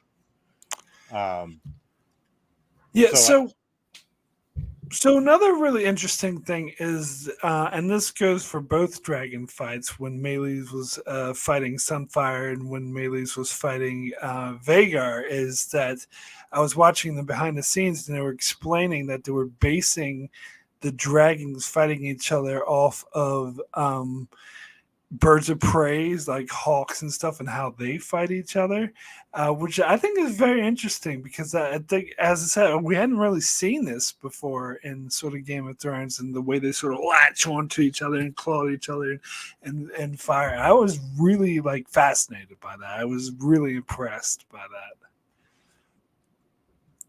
that. Yeah, that was super cool. Because you're right, I hadn't even thought of the whole Hawks things, but I did kind of wonder, how are you going to have the dragons fight? They're just not going to fly over each other and shoot fire and stuff like that. That wouldn't be interesting anyway. So yeah, this was kind of good. And I've always had a particular love of the attack of raking. The animal gets their hind legs up on top and does that whole swipe down, but they're using the whole weight of their body. It was always the highest animal attack in Dungeons and Dragons, and I always wondered what the heck is raking. So I had to look it up. It's how nerddom can really expand your knowledge. But I love the fact that you got to see some of that, where they were grabbing with the claws and using that raking action down onto the insides and stuff like that. It made it much more visceral and much more dangerous, how either of them could really get the upper hand at that moment. And then they played with the whole neck stuff and everything. So no, I think they did a great job of really making this kind of a terrifying and dangerous interaction for both sides.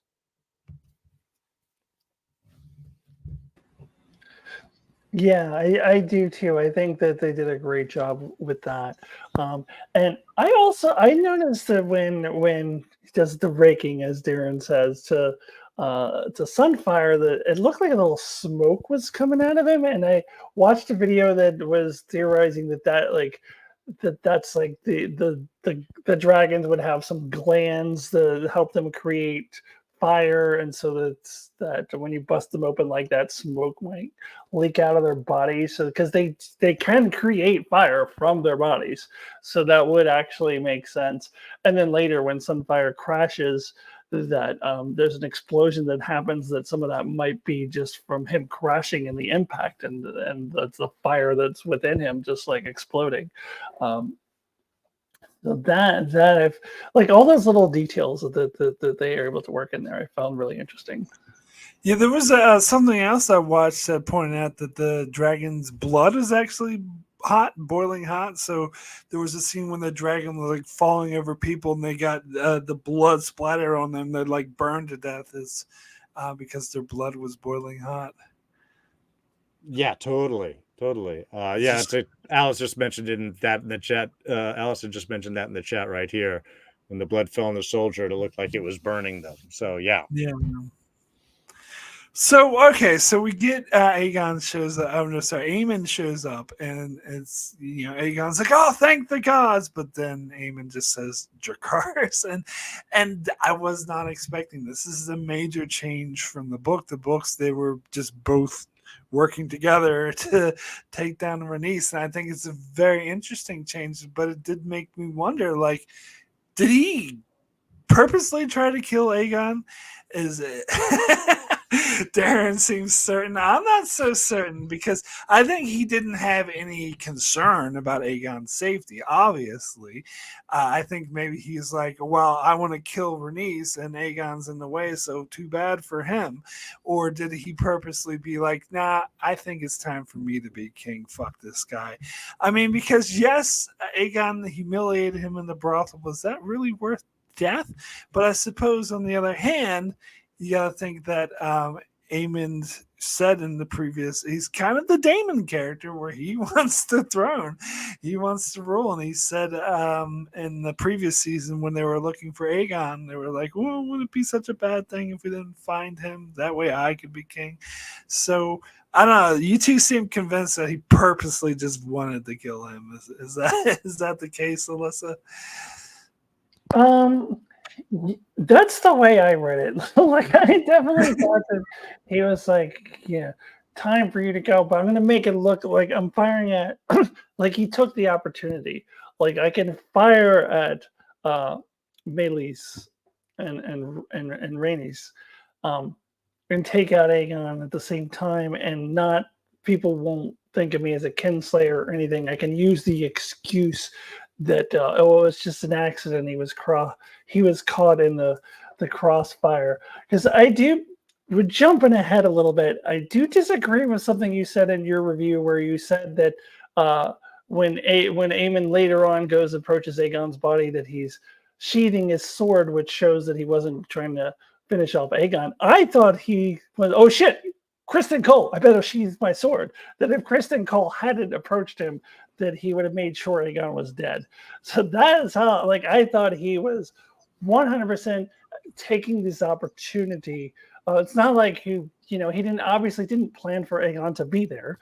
This was not premeditated ahead of time, but I think it was definitely an opportunity that he saw that, oh, I have this opportunity to take out Aegon and make it look like an accident, and then I'm king. So I definitely Well, read it that way. I so jumping ahead to the scene at the end. Um, I watched that scene several times, and before Cole even called out, before Aemon knew he was there, he was already in the process of sheathing his sword. And when Cole called out, he just finished it. Is the way I saw that, and I watched it a couple times to see. But it's hard to tell because you're seeing him from behind. But he was already in the process of putting his sword down, and when Cole called out, he just finished that process and put it down. So maybe he wouldn't have finished the process if Cole didn't call But why out. was his sword out in the first place? Well, yeah, that is a good question. Well, like, see if his brother is dead or not. Why does he need his sword out if he's not planning to try to finish him off in case he's still alive? Like, let me go put the finishing blow on him. I mean, but how would he explain that? Oh, I accidentally because tripped the on my body is sword. so burned that I don't think nobody would be able to tell because the body is so charred and burned. But I mean, this is why I said before, not a good guy. He is already a kinslayer, and in fact, in the book, they call him kinslayer, and they play that up a lot more. They didn't really do that in the show, but just from killing Luke, who's his nephew, he's a kinslayer, which, as we already know from Game of Thrones, is like a huge deal in Westeros. Like, kinslayer is like a big sin. So he's already a kinslayer. So he's willing to do it again. He's willing to kill his own brother, and that's what I mean by this is not a good guy. this is not a good person. But yeah, that's I don't know. That's how I saw it. But I don't think you're necessarily wrong. I just But anyway, Darren. Well, I don't know. We get the end scene. I think that he was also sheathing his sword, probably because he saw it wasn't necessary anymore. But why have it out? He is in the middle of a battlefield, so that's not an entirely unexpected there was thing. no battle going on there. He was just going to check out Aegon's body. So, and why was he going to check out Aegon's body and then holding his sword out? Like, so I think I could buy that he went there with the sword ready to kill Aegon, but when he saw his charred body, he's like, not necessary. And Yeah. To me, that's what it totally could have done that. Totally. Yeah, to me, him sheathing it shows that Aegon's dead before you have to really see anything. But what I'm saying is, it wasn't Cole why he sheathed it, because he was already going to do that. Oh yeah, no. Cole just showed up at that moment. Yeah, I mean, regardless of why he sheathed the sword, I think him having it out in the first place, there's no battle around there. He's going to make sure the king's dead, one way or the other. Having his sword out in the first, why you're going to check on your brother's body and you have your sword out? Why? Yeah. No, I'm just saying his reasoning is, well, it's a battlefield of this dead guy here. I made sure is dead. Yeah. But so all the enemies are either behind the castle or dead from the dragon. There's a lot of chaos on a battlefield. It's hard to know where everybody is. Yeah, and their actual enemies were all like in the castle. They were all in the castle walls there. And we forgot to mention that there's this one scene of the one. I forget the name of the lords of this castle. They said it, but. Because his son or whatever was on the Black Council. Yeah. That one dude, is looking like, oh, Maylis is beating Gold Sunfire. Like, he looks happy, and then he looks over, and like that's when you see Vhagar. You first see Vhagar's wings pop up. Yeah. So, but those dudes, their actual enemies, other than the dragons, were on the castle wall. So they were nowhere near that. Sure. Like I said, I know it. You know it. To say what his excuse is going to be. Right. When they ask him later on. Oh, yeah, I was fighting against enemies. Yeah, that's the ticket. Because, I believe, he totally flew up. And it probably what he was like, okay, let's see what it is. He raises up like a freaking B-52 bomber, some giant death thing over everybody else, just dwarfing even the other dragons. I mean, terrifying for sure. They made it look just really scary, and just what the difference you're dealing with between once Aemon enters the battle. But yeah, he saw his brother getting his ass kicked, probably about to die anyway, and just says, weak, and blasts them both. He gets, it looks like they're fighting together. That's definitely the story that he can tell. The king's dead. He's probably going to take out Rhaenys anyway. So it's kind of a win-win moment, and it can be done. It just shows what his ultimate goal is at this point is, you're ineffective. I'm going to take you off the field entirely. And I'm going to kill this person, and I'm going to look like a hero because I tried to save your life. I tried to save your life. and it was just had gone too far.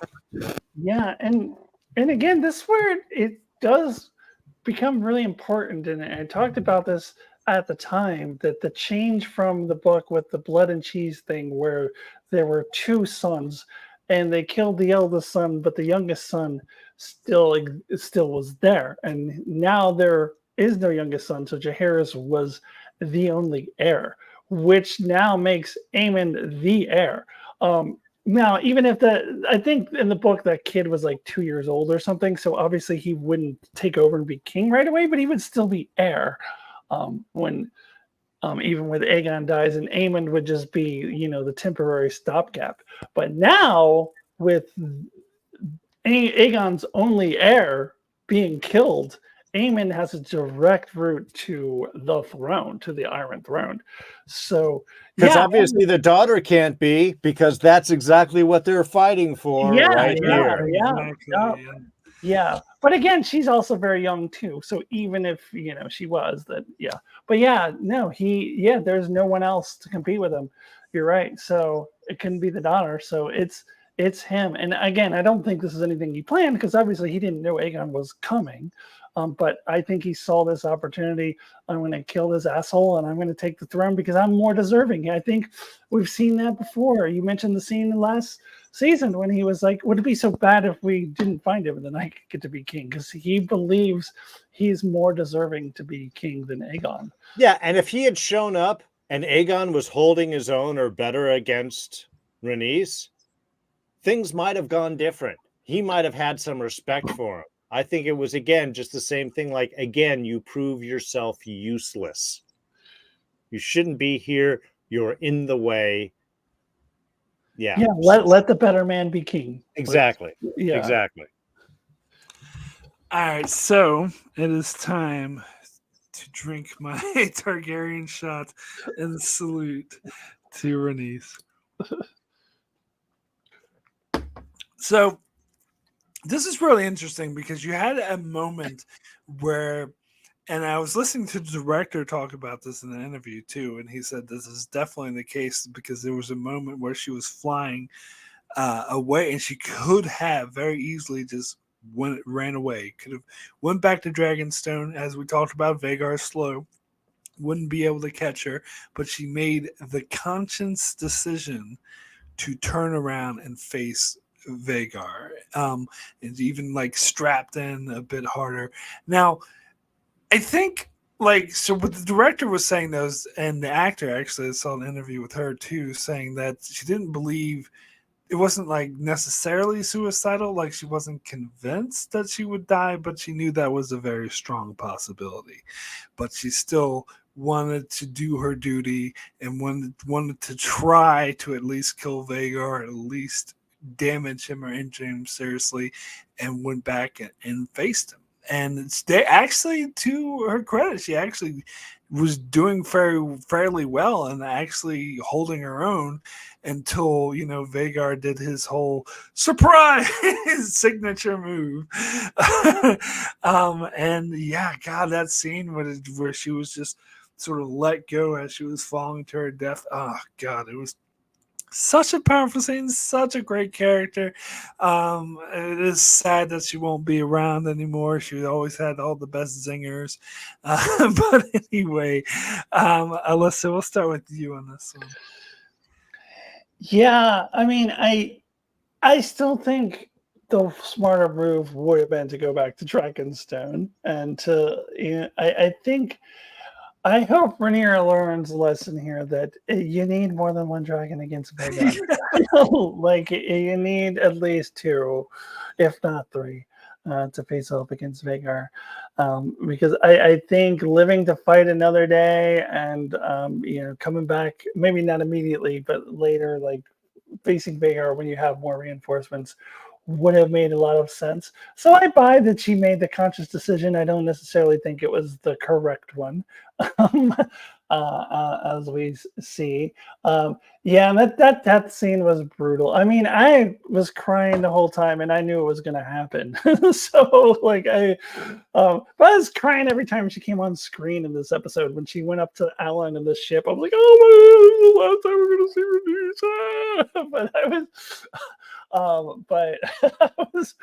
Uh, it was a really powerful scene. Yeah, and not only does she have a lot of zingers, but I was talking about last week how she's like kind of a force of stability for Rhaenyra. She like is a voice of reason and keeps her grounded. She's gone now. So she's got Jace. She's got a bunch of all those bloodthirsty old white guys. um, don't forget about Massaria kind of lurking in the shadows. I think that the only closest thing maybe to a voice of reason that she might have is Corlys, but I also think Corlys is a lot more self-interested than Rhaenys is, or Rhaenys was. So I don't know that she has anyone equivalent to Rhaenys now on her side. So really curious to see how that's going to affect Rhaenyra moving forward. If that's going to change her approach as the war goes on. So yeah, I think this was a pretty big blow to Team Black. Yeah, definitely. And don't worry, there will always be flashbacks. So we'll probably see the character a couple more times. We get to see young Rhaenyra, so that's always exciting. Yeah, it was. I don't know. She does totally make that choice to go back. I think she even says, like, to battle or attack, or she says something, to prepare that we're going back around. And of course, Vega had been damaged. They had the fall and everything. So it could be as like, is it out? Do I have to finish it off? Is there still a battle? Am I committed to this bit? You're right. I don't think the plan was I'm going back to die.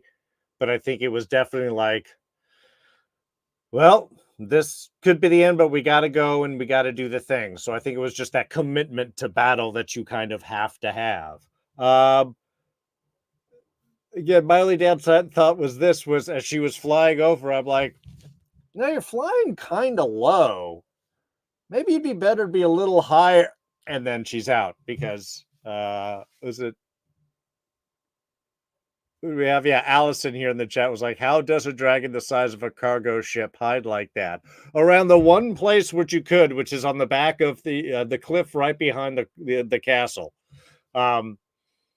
So it's a very stealthy large dragon. Yeah, exactly, man. It's kind of Blackish. It's the stealth bomber type kind of idea here. I really want to hear Vagar go, aha! Like that sound effect. Just beforehand, just sneak attack. Just each time, right before. Yeah, so that was my only thing. I was like, you're flying awful low for going after a large, slow-moving dragon. Getting as close to like surprise territory didn't seem to be the smartest move to me. But again, this was what this was all intending to. Going back to fight, it was most likely was going to end poorly for her. But we had to have that commitment, which just shows the quality of her character and all of those things. Plus, we do have to have that big loss because this is another strong female of in a position of authority who has also been lost. So that isolates Rhaenyra even more in her pursuit.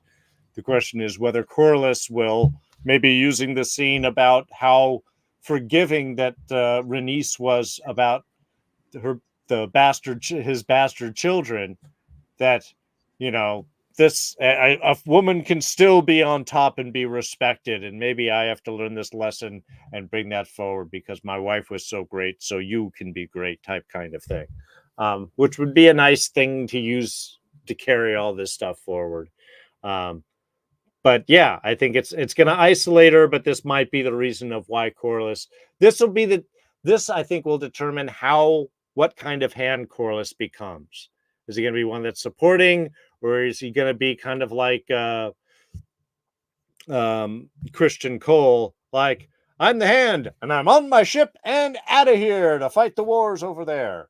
So, I'm not quite sure. Is he going to be driven by revenge, or is he going to be driven by respect?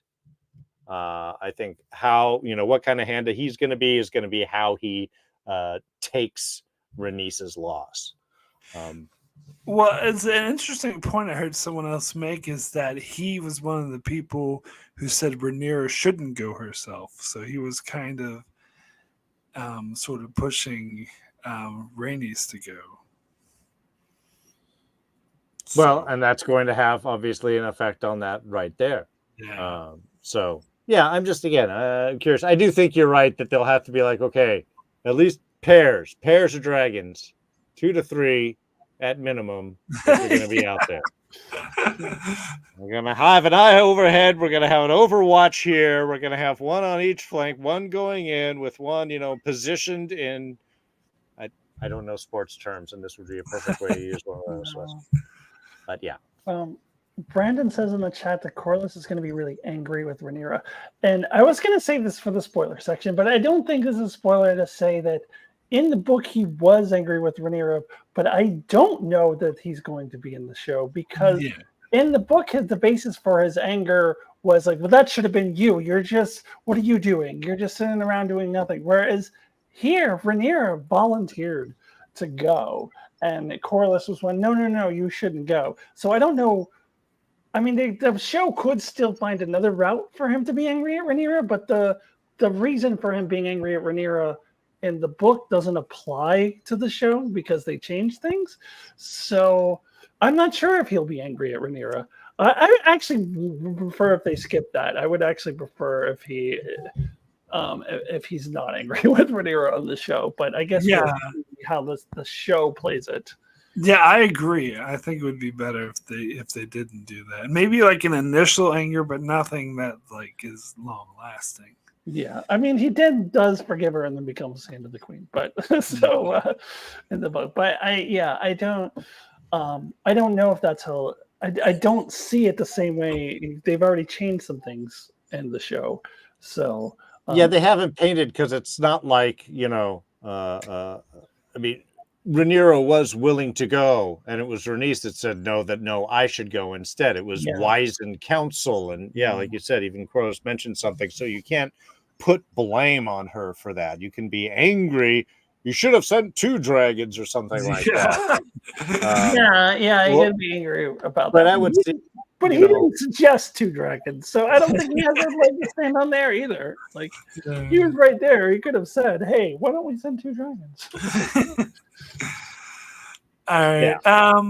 So then we get to the final scene, which I think I kind of really like this scene where we see Chris and Cole wake up and everything's like a total disaster. I think the whole sequence, but technically, especially this, emphasize just how destructive dragons are. Like, it doesn't matter which side you're on or anything. Like, they just fuck everything up. And I think it was actually a really cool scene where he goes up to a soldier. It was like, oh, we gotta go find the king. And as soon as he touches him, it disintegrates into ash. I think that was like a great for a second there. The first time I watched, I thought, is that Gawain? But then when I watched it again, I realized like we can hear Gawain in the background leading troops into the. No, we're not getting rid of Gawain that easily. Yeah. Again, we have to have someone we hate more than Cole.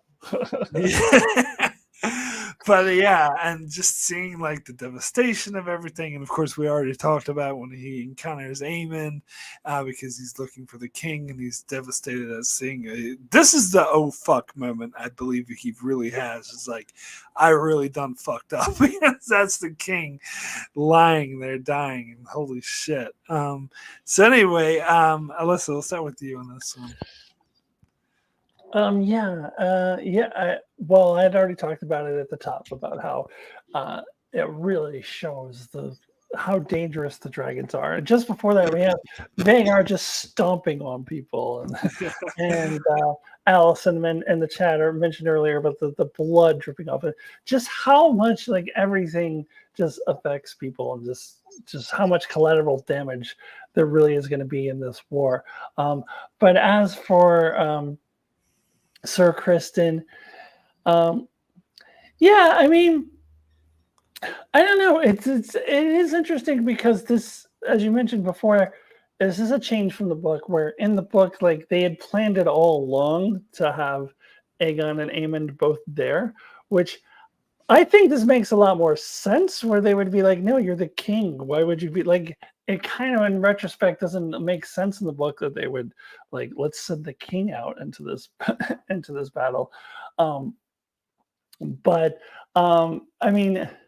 I actually don't. I mean, I hate to say it because I hate fucking Kristen Cole, but I don't think that he should feel bad because, I mean, his plan was actually pretty good. He wasn't expecting Aegon to get drunk and show up there.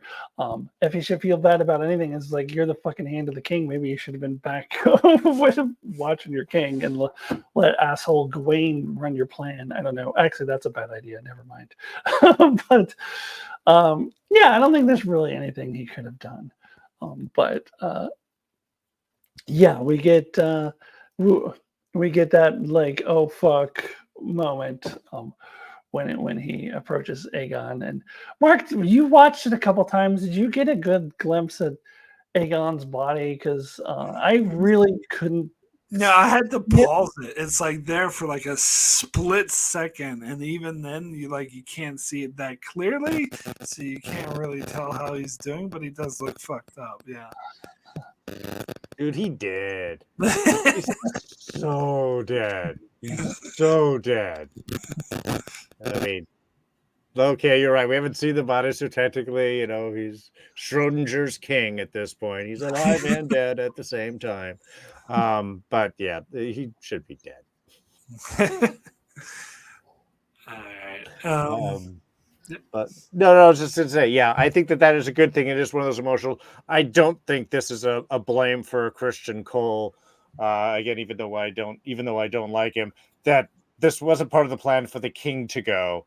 And in fact, this can easily be thrown back towards the castle. Like, why did you let him get on here? Why didn't you tell anybody? You can't just jump into the middle of a battle.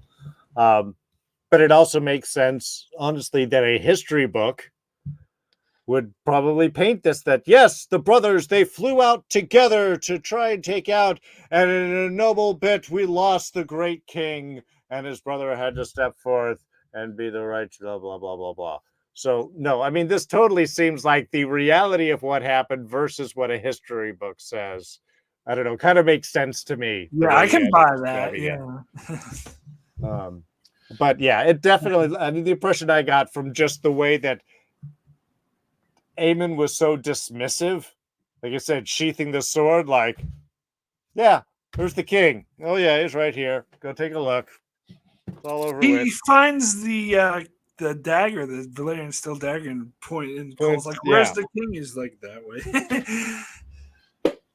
Well, at least he didn't turn around and go, "Right here, baby." Too soon. Okay, too soon. Yeah. It's interesting that Valerian Steel Dagger is the one that has the Song of Ice and Fire on it that nobody knows. Allison's going through all these books, and little as she knows, she just needs to get that dagger from her son and put it under flame, but she has no idea. I heard a theory that Aemon might find this out. I don't know that I buy that. But that he might discover the Song of Ice and Fire, but I don't know because this doesn't exist in the book, so I don't know what's going to happen with this prophecy. But I just every time they have that dagger and just are pointing it around, and Aegon is playing with it, and it's like you just don't have any idea what you have in your hand. Yeah, I don't know. I don't see Aemon as, again, while I like him, I don't see him as clever in that way. Yeah. that he would find Yeah. and search and do all that. He's smart in his own, but yeah, I don't really see that as really his I type. mean, I guess he could accidentally drop it in fire or something. Well, hey, what's this writing? But I don't know. I don't see it. Yeah, Yeah, I that's doubt it. Yeah. that's a little too MacGuffin-y right there. Oh, look at there! It's right in front of us all along. Guess that's more of a Deus Ex Machina than a MacGuffin. Yeah. Yeah. Get your movie terms right, Darrin. Okay. All right, so I think we're gonna move over to the spoilers section now. So Darren, thank you so much for joining. Thanks for hanging around. Thanks, everyone. We'll see And you real soon. and yes, real soon, because the three of us will be back just in a couple of days to talk about my number 9 in my top 25 favorite episodes of Star Trek. So yes, Star Trek watcher, join us for that. So Darren, I don't know if you want to give a shout out to what you're up to before you take off. I'm just here, folks. This is pretty much where you can catch me right now. If I have anything coming up, I will be telling you about it here before it actually shows up on my channel. So, yeah, catch me here on Mondays, and I will be here on Wednesday for Star Trek number 9. And otherwise, thanks, everyone. Everyone in the chat. Alyssa, Park, the people right here that I've been talking to this whole time. You guys have a great night. All right. Enjoy the spoiler section. Bye, Darren. See you in a couple days. All right. So, and anyone else who has not read the books and does not want to be spoiled should also take this opportunity to skedaddle, because I don't want to spoil anything for you, because we are going full in on the spoilers. Yes. Oh, Aaron in the chat. Thanks so much. Yeah. Have a good one. So good thing to take off before we get into those spoilers. All right, so we're getting into the spoilers now. All right, so first thing I wanted to talk about is what we talked about last time about the Battle of the Gullet and the theories that it's a lot of people are saying that it's not going to happen until season 3, and I was like, no, that definitely has to happen this season. I kind of changed my mind on that one. I'm now thinking that it will be a season 3 thing now, and here's my reasoning why is because, well, first of all, I feel like they're going a bit slower than I expected. Like, I get the impression next episode they're not even going to do the Dragon Seeds, that it's going to focus on the Riverlands, and we see in the trailer we see Jace going to the Twins, I believe it is. And so I feel like they won't even do the Dragon Seeds until like episode 6 or 7. So I feel like they're going to push the Battle of the Gullet back to season 3, but still in season 2 with Rhaenyra taking King's Landing. And I think the reason for that is because I think they're going to build like this Rhaenyra as like building momentum. Like they're going to build momentum in the Riverlands. They're going to get the Dragon Seeds, and then they're going to take King's Landing. And so it's going to be ramping it up. And then when we get to season 3, that's when everything's going to go to shit for her. So that's why I think they're going to save Jace dying and all the shit happening with the Battle of the Gullet into season 3. So that's when, because they're going to have her going uphill towards the end of the season. The next season is going to begin with shit hitting the fan. Yeah, I agree, especially after watching the trailer for next week, where it doesn't look like they're doing the Dragon Seeds at all. So that looks like, I think episode 6 is reasonable for the Dragon Seeds. I think episode 7, you need some time to prepare for the King's Landing conquering. So it does look like that they are shifting the order of events, moving the Battle of Gullet to after Rhaenyra conquering King's Landing. I do hope they don't do that thing that, like you said, you saw a spoiler, not necessarily a reliable one, because some of the other spoilers you saw were not true. But you saw a thing where it said that they, like at the very end of the season, it's going to kind of end on the cliffhanger where she's just going to first find out about the Triarchy and leave us on a cliffhanger. I would rather they not do it that way.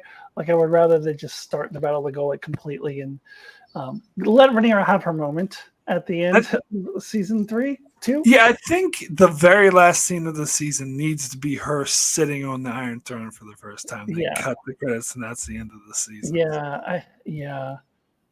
I don't know if they're going to do it that way, but yeah, I think that would be a good way to end it.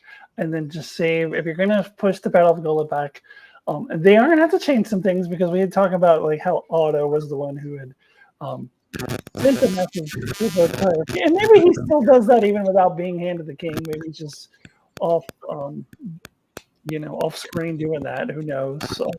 Maybe he's doing it because we've talked about how he's the poor man's Tywin. So maybe he's writing his letter. Yeah. So maybe he's still putting putting that into motion. But yeah, when I saw the trailer for next week, and I was like, oh, they're not even doing the Dragon Seeds yet. Yeah, I don't think. I don't think that we're getting to the Gullet this year. I think that it will be pushed back after Rhaenyra takes King's Landing. Yeah, I feel like they're gonna focus more on the Riverlands, and the stuff that happens in the Riverlands kind of feeds into them taking over King's Landing. So I think they'll just, go straight from that to that. Yeah, but. Oh, sorry. I was just gonna say it was an interesting thing I heard, though. I heard, and they stated it like it was a fact that there was someone who was cast to play one of the Triarchy queens or something that's going to be in this season, and so that would be interesting. I mean, it doesn't mean that the Battle of Gold is going to happen. They could just have be doing the setup for it. Yeah, setup. Yeah. Yeah. There's a different topic I want to talk about when we're done with this. So I don't know if go right ahead. That's pretty much all I have to say. Yeah, because I want to actually tie directly into this episode we just watched. And what do you think of the choice to leave it ambiguous as to whether Aegon is still alive, to the point where someone like Darrin is like, oh, he's dead, or I'm sitting here not only is he very much alive, but this is something that the show cannot change, because especially since we can say this in the spoiler section, right? There's a line that you pointed out to me from Game of Thrones where Joffrey is he giving, what is he doing? He's giving Marjorie a tour? A tour of the Baylor's something. The Baylor Sept? Yeah, the Sept, yeah. Yeah, and he mentions something about how Rhaenyra got eaten by Aegon's dragon. Yeah, because apparently the Sept has like Rhaenyra's remains. Like, oh, okay. Yeah. Okay, so that is canon. And you cannot change that. Like, you can't. I mean, I have said that I don't. It seems a little extreme for the dragon to actually eat her on screen, but they could do. But in any case, you can't change the final confrontation between Rhaenyra and Aegon. So the show is definitely not going to change it. I saw the trailer where they're leaving it ambiguous again intentionally, where there's a line like I think it was Alicent or someone who said something like. Is he still alive? And then silence, like they cut it off, so that you don't get an answer. Like they're intentionally leaving it ambiguous for the non-book readers to as to whether he's alive or not. And I'm sure there are other people who are like Darrin who's like, oh, he's so dead right now. But so I don't know how I feel about this choice. I don't know. What are your thoughts? Yeah, well, I think that you're right. They're definitely not going to change it. I just think they're like being coy with people like, oh, maybe he's dead. But I think that they will make it clear in the next episode that he is alive. I mean, they might not make it clear if he's going to stay alive like in the next episode, but it will, I think, eventually become clear. I don't really have an issue with them doing this. When I saw them do this, I was like, yeah, I kind of made sense. It's like, yeah, that kind of makes sense that they kind of want to toy with this and not be very clear about what happens. I guess the issue that I have that there's, I don't know what the percentage is. At least like 25% of us know that he's alive. I guess for the other 75%, like, yeah, let's be coy and let's make you guess or make you think that he's dead. Maybe other people like Darrin are like, oh, he's definitely dead.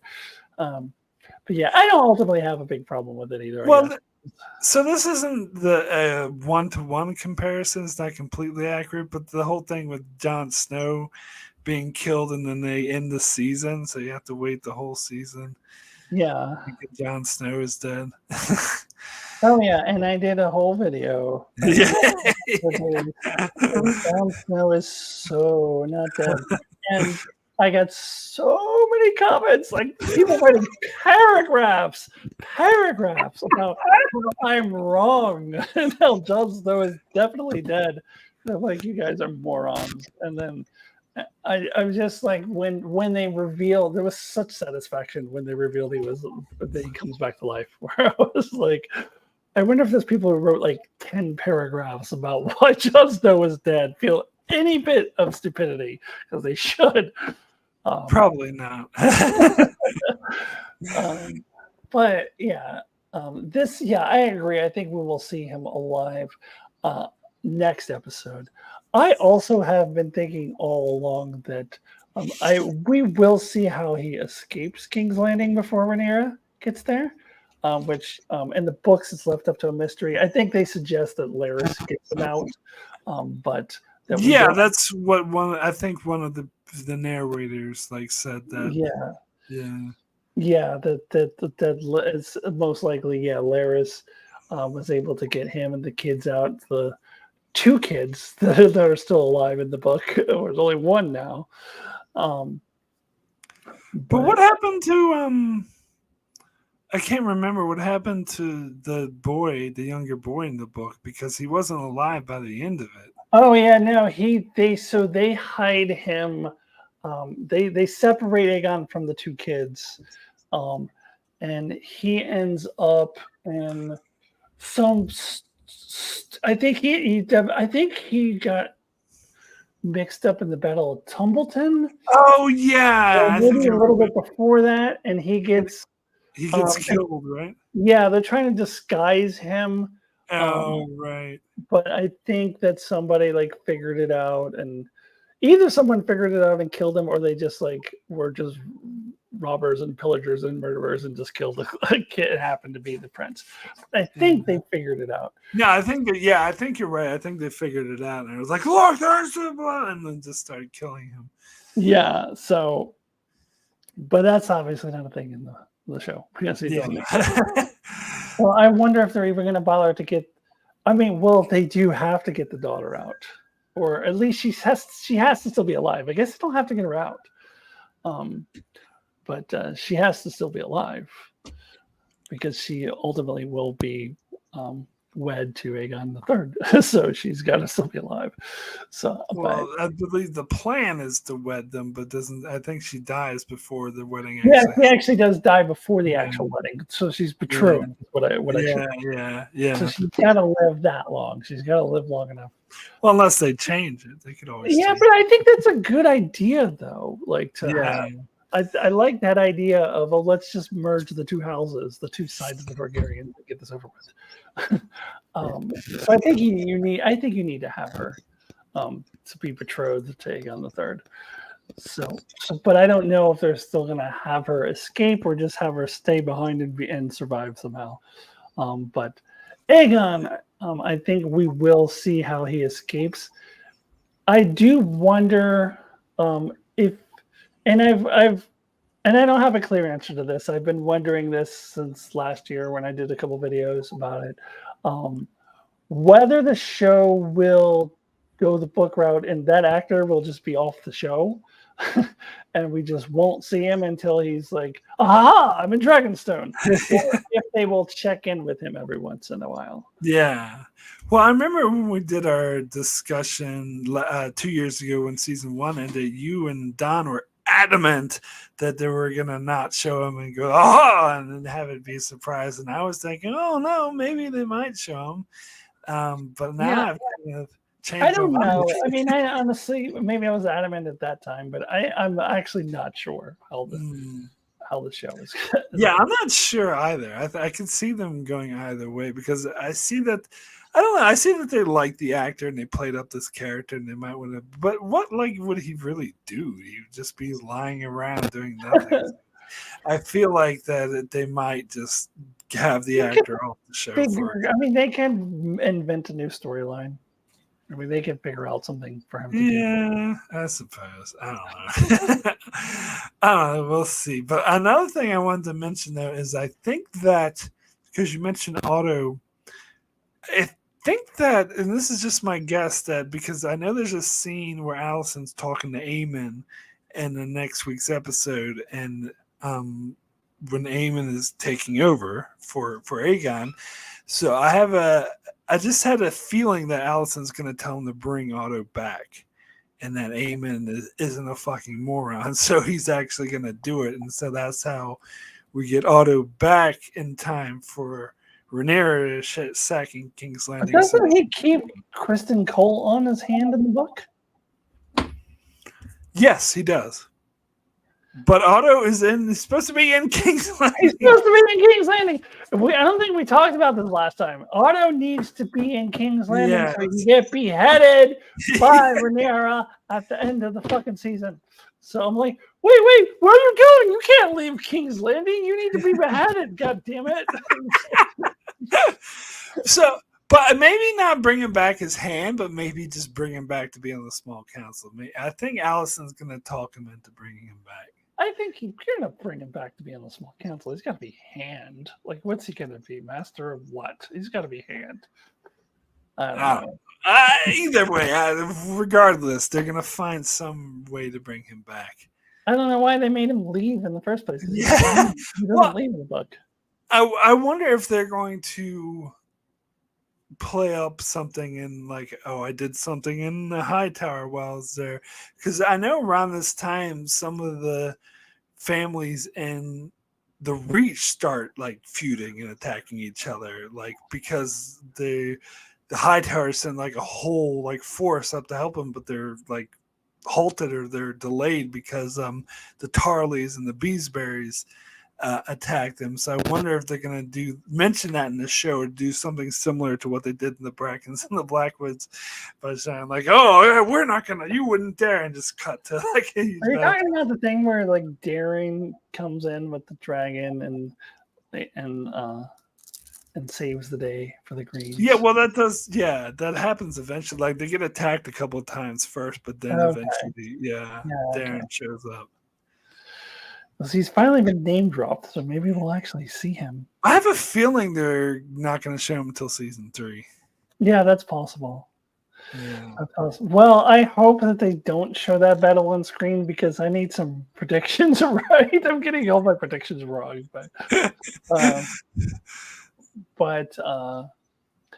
yeah, I didn't.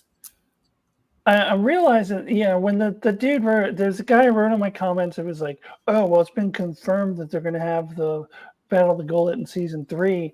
That it occurred to me that I think when I did my Game of Thrones predictions, I did read all the spoilers and then base my predictions off of the production leaks and the, like, oh, this has been confirmed and that's been confirmed, and then I did my predictions. Yeah. But I'm not doing that for House of the Dragon. First of all, Game of Thrones is just a much bigger scope, so much more going on. House of the Dragon, I just want to base my predictions off of the book, and I'm not going to look and say, oh, it's been confirmed they're not doing the Battle of the Gullet. No, I want to base it off the book. So it means I'm going to get more wrong by doing it that way. But yeah, I need a win, so I need them to not have that on screen because that was one of my predictions. Oh, one of your predictions that it wouldn't be on screen? Yeah, one of my predictions is it would either be just referenced or just cut out entirely. One of these. See, I hope that they have it, but they don't need to. It could just be referenced, or it could just be like a quick sort of, like just like a 2-minute, yeah. It's definitely not going to be like a huge battle sequence like this was. Yeah. Well, but especially if they're going to have Darrin not be in season 2, which, yeah. I mean, maybe they wouldn't have the part where he shows up, but they could have like mentioned that the Tarleys and the Beesberries are attacked, because I feel like they need to pay off like Kristen Cole killing the Beesberry guy. Yeah. So even if they just mention it in dialogue. Yeah. Yeah, maybe that's what Otto does. He comes back and is like, "Oh, the beesberries and the Tarleys were attacking." Yeah, And then maybe he meets with the Triarchy, and that's how we get the. yeah. Uh, I don't know. I don't know. but it does seem like there aren't going to be any other than the Dragon Seeds. There aren't really going to be any major beats until the finale. Yeah, I yeah, guess there'll probably be some of those battles in the Riverlands or whatever, but yeah, yeah. More Damon going crazy. yeah. Well, I wonder what they're gonna do with Alice Rivers because she didn't really do anything in the book, as far as I remember. Yeah, yeah. I don't think they killed off Elmo totally. I think they just he doesn't exist, right? Didn't they But just was merge him into? I'm reading Alex 49. yeah, but was Elmo Oscar's father? Because they mentioned that his father died. Oh, yeah, that's true. I think you're right. Okay. Or think I don't remember if Elmo was like a brother or father or whatever. Yeah. I had heard that they merged Elmo, Kermit, and Oscar into Oscar, but I don't know. Yeah. Kermit, god damn it. I should have called him Kermit. Yeah, I don't know. Did you have any other spoiler talk? That's pretty much all I want to talk. No, I think I'm good. All right, so we'll go ahead and end that there. Thanks everyone who stuck around. Hopefully you've read the books. But well, yeah. So we'll definitely be back again next week to talk about episode 5. And Alyssa, if you just want to give a shout out to what you're up to nowadays. Mostly here. I'll be here in 2 days, like we talked about, to do the Star Trek Top 25, number 9, Sacrifice. so, but also, if you like Star Trek, go and watch my reviews for Prodigy. I have 2 videos on Star Trek Prodigy Season 2. Episodes 1 through 10, and now episodes 11 through 20. So I got that happening. Otherwise, I'm not doing as much on my channel as I was last year, but you can still go over to Listen Gene's reviews and check it out.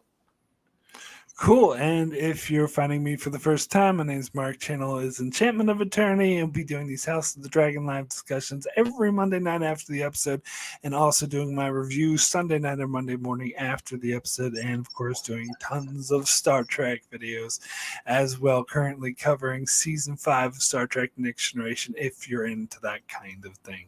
Anyway, so thank you for everyone for joining. Allison, so great to see you. Brandon, Aaron, and Alex, thanks so much for joining, and we'll see everybody next time.